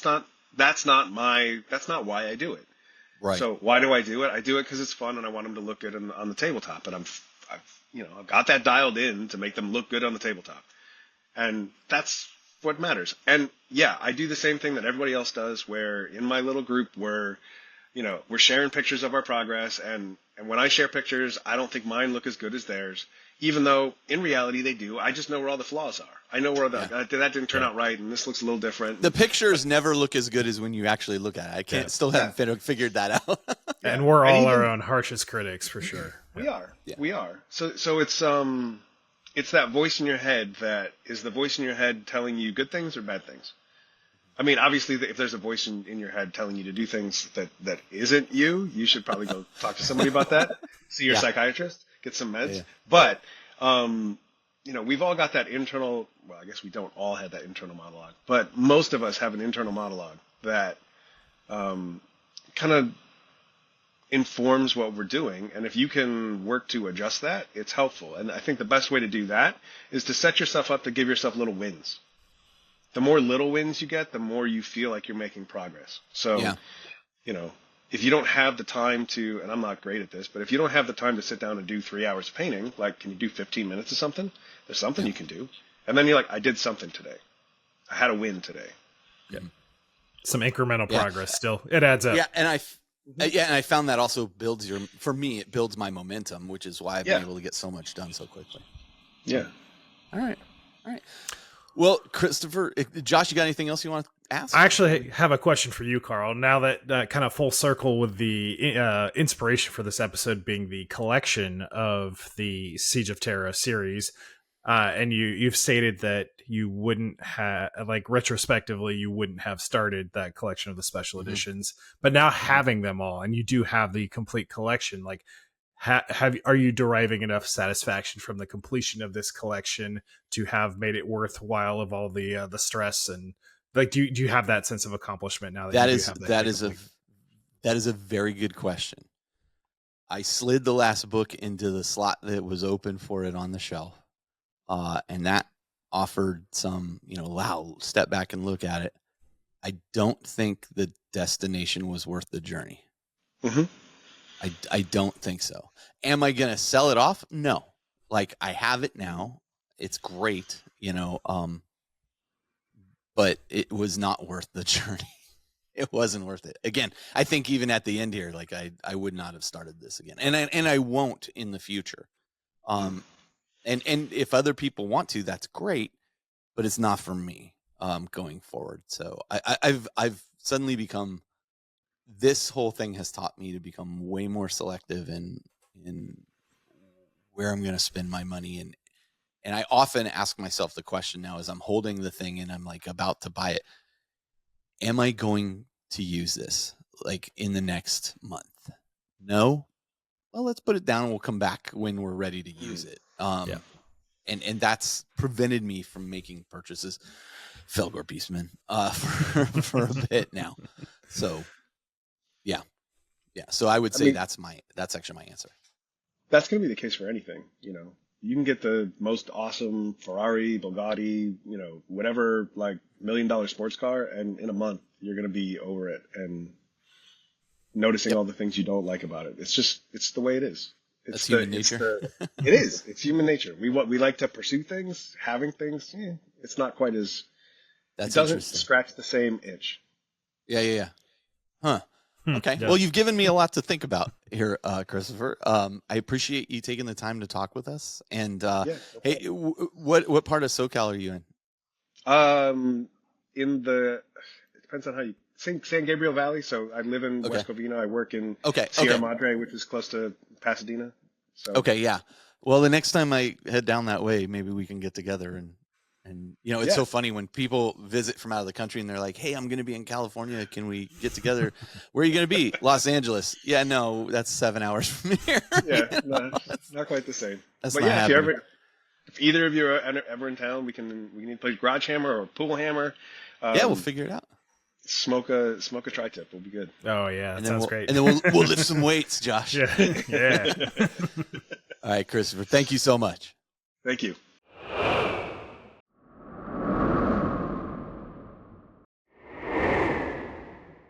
All right, we're back. We're going to close out the show. I have a few final thoughts. Deep thoughts. You got any Jack Candy. Yeah. You got any final thoughts here? It's been pretty fascinating. And while you and I have approached this hobby from two very different perspectives historically, like I think we are in a very similar space now. But even myself, like I've been in a pretty similar mindset and approach to the hobby for the vast majority of my life. But at the same time, like I've even just going through these topics have like thought about, reflected upon more conscientious thought going into these aspects of the hobby, and the all aspects of the hobby too, all the pillars. And that was a great episode we did, by the way. Pillars of 40K. Yeah. And how, it's while it's been different, like there's definitely effect there for sure. And a lot of positive effect out of that. And a little bit of negative, some reflection. And I see a lot of people get in the hobby. I think I saw Uncle Adam do a video somewhere recently where it was, things I wish I knew when I got into this hobby. Yeah, sure. And it was like, don't go buy a whole army. Yeah. Right now it's much easier buy a force. Get a combat patrol. Or start collecting box. Right. Combat patrol is perfect. It's such a great start to the hobby in many ways because one, it doesn't cost all that much comparatively. You actually save quite a bit. You save quite a bit and you'll quickly learn if this is a hobby for you. Yep. But don't buy that and like 100 other things. Yeah, absolutely. Right. And I remember, like I've said before, I remember opening my first, I can't remember the size force box it was called, but it was all Tyranids. And I opened that thing up and I was like, oh my God. Just went cross-eyed. What have I done? There was so many sprues.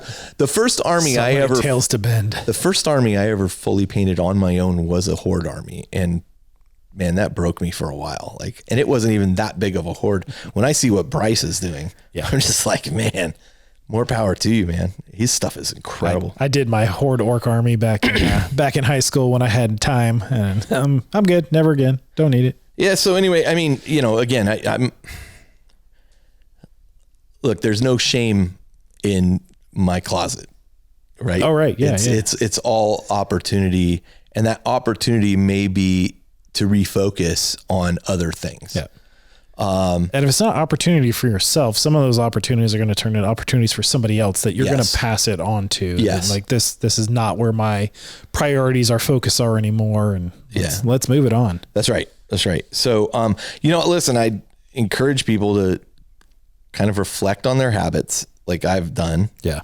I don't want to sound too preachy. Does that sound too preachy? I'm just saying, kind of look for a balance. Yeah. Look for a balance in these things. If you find yourself sitting on a pile of plastic, realistically, what are you going to get to in there? And maybe you just start with one thing and you're like, you know what? I am really not going to get to this stilt wearing, this Mechanicus guy. I'm going to sell him off. Top of the queue. Now you might have a hard time giving it to somebody else. Sick bird. But in all seriousness, like if there's one thing in that you're going to get rid of, start there. Because as I've seen with my painting recently, if you can complete one thing, it can lead to another thing and another thing. Progress begets progress very quickly. That's right. That's right. So, look, I hope this didn't come across like too negative or bashy, because that wasn't my point. My point here was everything in moderation. And it's very easy in this hobby to get out of moderation. And it's always good to take a step back and reflect and like recalibrate. Prioritize, organize, whatever you need to. Refocus, right? Absolutely. On, okay, wait, what am I actually doing here? Because I know. And in fact, there's one behind me, the box that had like the Imperial Inquisitorial agents and stuff. I love those guys. I need to pick that box up. Guess what? I won't use it for a while, but I need to pick it up. They're selling them separately now. Yes, they are. Yeah. I bought the whole you got the whole box. Kill Team. Yes. Yeah. The whole release. Yeah. And it's been sitting there and I had to have it. I specifically was going to wait for the release, but I have so many projects in the queue in front of that I absolutely will pick up that box. When am I going to get to this? It'll be a while. Yeah. When am I going to get to this thing? I'll buy it off you in 6 months when you're done. Yeah. I may sell it before then. Yeah. And so, I'm going to go through this process of refocusing. You're probably going to see, if you're on the same groups I am, a bunch of stuff come up for sale from me as I go, you know what? I don't really need this anymore. Yeah. I have a beautifully assembled Thunderhawk up there, like assembled better than anything you're ever going to find proof online. Yeah. I'm not using it. I also have a Chaos Thunderhawk that I'm going to keep. Yeah. Yeah. You know, what am I doing with this other one? That's what you're playing. You know, so I may put that, I'm debating that right now. Does it bring me joy sitting up there collecting dust? Well, I painted it ultramarine colors. Yeah. It can be stripped, you know, I mean, on that line, something like it's very much just a collector piece that you have, like the Gilliman statue, like that. Where does that kind of stay in your personal expression decoration? Yeah, for me, that's still a. I'm keeping that. Okay, like, I love it. Curious, you know. Yeah, it's. I thought about where it is in the room, and as funny as it sounds, like part of me as I was going through organizing the room, like again and cleaning up stuff, I'm like, oh, gotta get these boxes up here. I gotta sell off this Ravage Star stuff, which I love. I'm not going to use it. Well, if I clear all that off and I clean up this, where can I put that so it's more prominent? Yeah. You know, so I mean, yeah, I'm glad I bought that thing. I wanted it when it came out. Honestly, Weta came out with a Titus one. Oh yeah. And I was just like, oh, God, I wish I would have bought that Titus one over this one. Yeah, sure. But because I mean, he's like stepping on like a Tyranid head and all this stuff. I was like, oh my God, that is so sick. I watched a video about it and I was like, God, that thing is beautiful. I can't. I can only justify one of those ridiculous purchases. Sure. Yeah. But yeah, it's a good question. I have evaluated that too. Do I want this thing? Do I need it? I've also thought, you know, as I said with Horus, and in regards to kind of paying it forward and stuff, it's like I donated that to Table War Charities. Sure. Yeah. You know, like if we can make money off of that to help somebody else, I will feel super good for a great cause. Somebody's getting a great model and it's supporting a great cause. Yeah. I mean, I thought about donating that statue thing. I was like, no, I'm not taking that to Adepticon. you can't put that in your backpack. No, that thing weighs a ton too. Anyway, yeah. So I would say, you know, just with a topic like this, you always risk sounding kind of preachy. And I'm not. Listen, if you're comfortable with where you sit, knock yourself out. Yeah. But I think there is value. Got a new year, relatively new year, and a relatively new edition. So it's a great time to just take that step back and a quick reflection and on what you're actually doing. Yeah. And there may be a chance to shuffle stuff around where people are like, well, I would get to that. Maybe even in your friend group, I would get to that right now. You know, maybe I can give you this. You could sell this instead or blah, blah, blah. You know, who knows? So anyway, yeah. So listen, leave us reviews on iTunes if you would. The reviews there are kind of stale. I would love to see some more reviews. We'll even read some out. Yeah. Read us reviews on iTunes. We like all the feedback we get. Yeah. Keep the comments coming, whether it's Facebook, Discord, YouTube, whatever. Like 100%. We definitely appreciate the feedback. 100%. We have a Facebook group. Everybody knows about that by now. If you're not on Facebook, cool. We got a Discord, you know. We have our Patreon for those who want to delve even deeper. I just released an interview I did with John French. Ran into a little bit of bandwidth issues sometimes, like he kind of froze up a little bit in a couple of cases, but we talked there about Tattered Fates, the live play I've been running for Dark Heresy for the group. Are there spoilers in there for us players? There are not. Okay. There are not. Very curious. I actually intentionally had him, we just talked about to where we are at the moment. And in fact, he kind of hinted at some things that were kind of really cleverly. But we talked about, how do you go about writing something like this? We talked about Alan a lot because he and Alan wrote this together, absolutely. And what that cooperative approach was like. I mean, those two really were like kind of creative soulmates together. We talked about, you know, the organization. I gave some criticism on how it's organized, you know, and he said, well, you know, if we looking back, we would have done some things a little different, you know, blah, blah, blah. Yeah, of course, that makes sense. You know, it was great. It was a great discussion. It's, you know, it's always good to talk to a friend. Yeah, so, for sure. So anyway, yeah, it's worth listening to. I'll send it your way. And then of course, like I said, we have the Patreon. If you want to help support us, in some of the endeavors we're doing, we could really use your support there too. So yeah, absolutely appreciate everybody who helps us out there. All right. So you got anything else? And that's it. Okay. Well, until next time, this is Carl. This is Josh. And we're coming to you from the Astronomicon, where there is no shame in our closet. And where future opportunities will come to fruition. All right. We'll talk to you next time.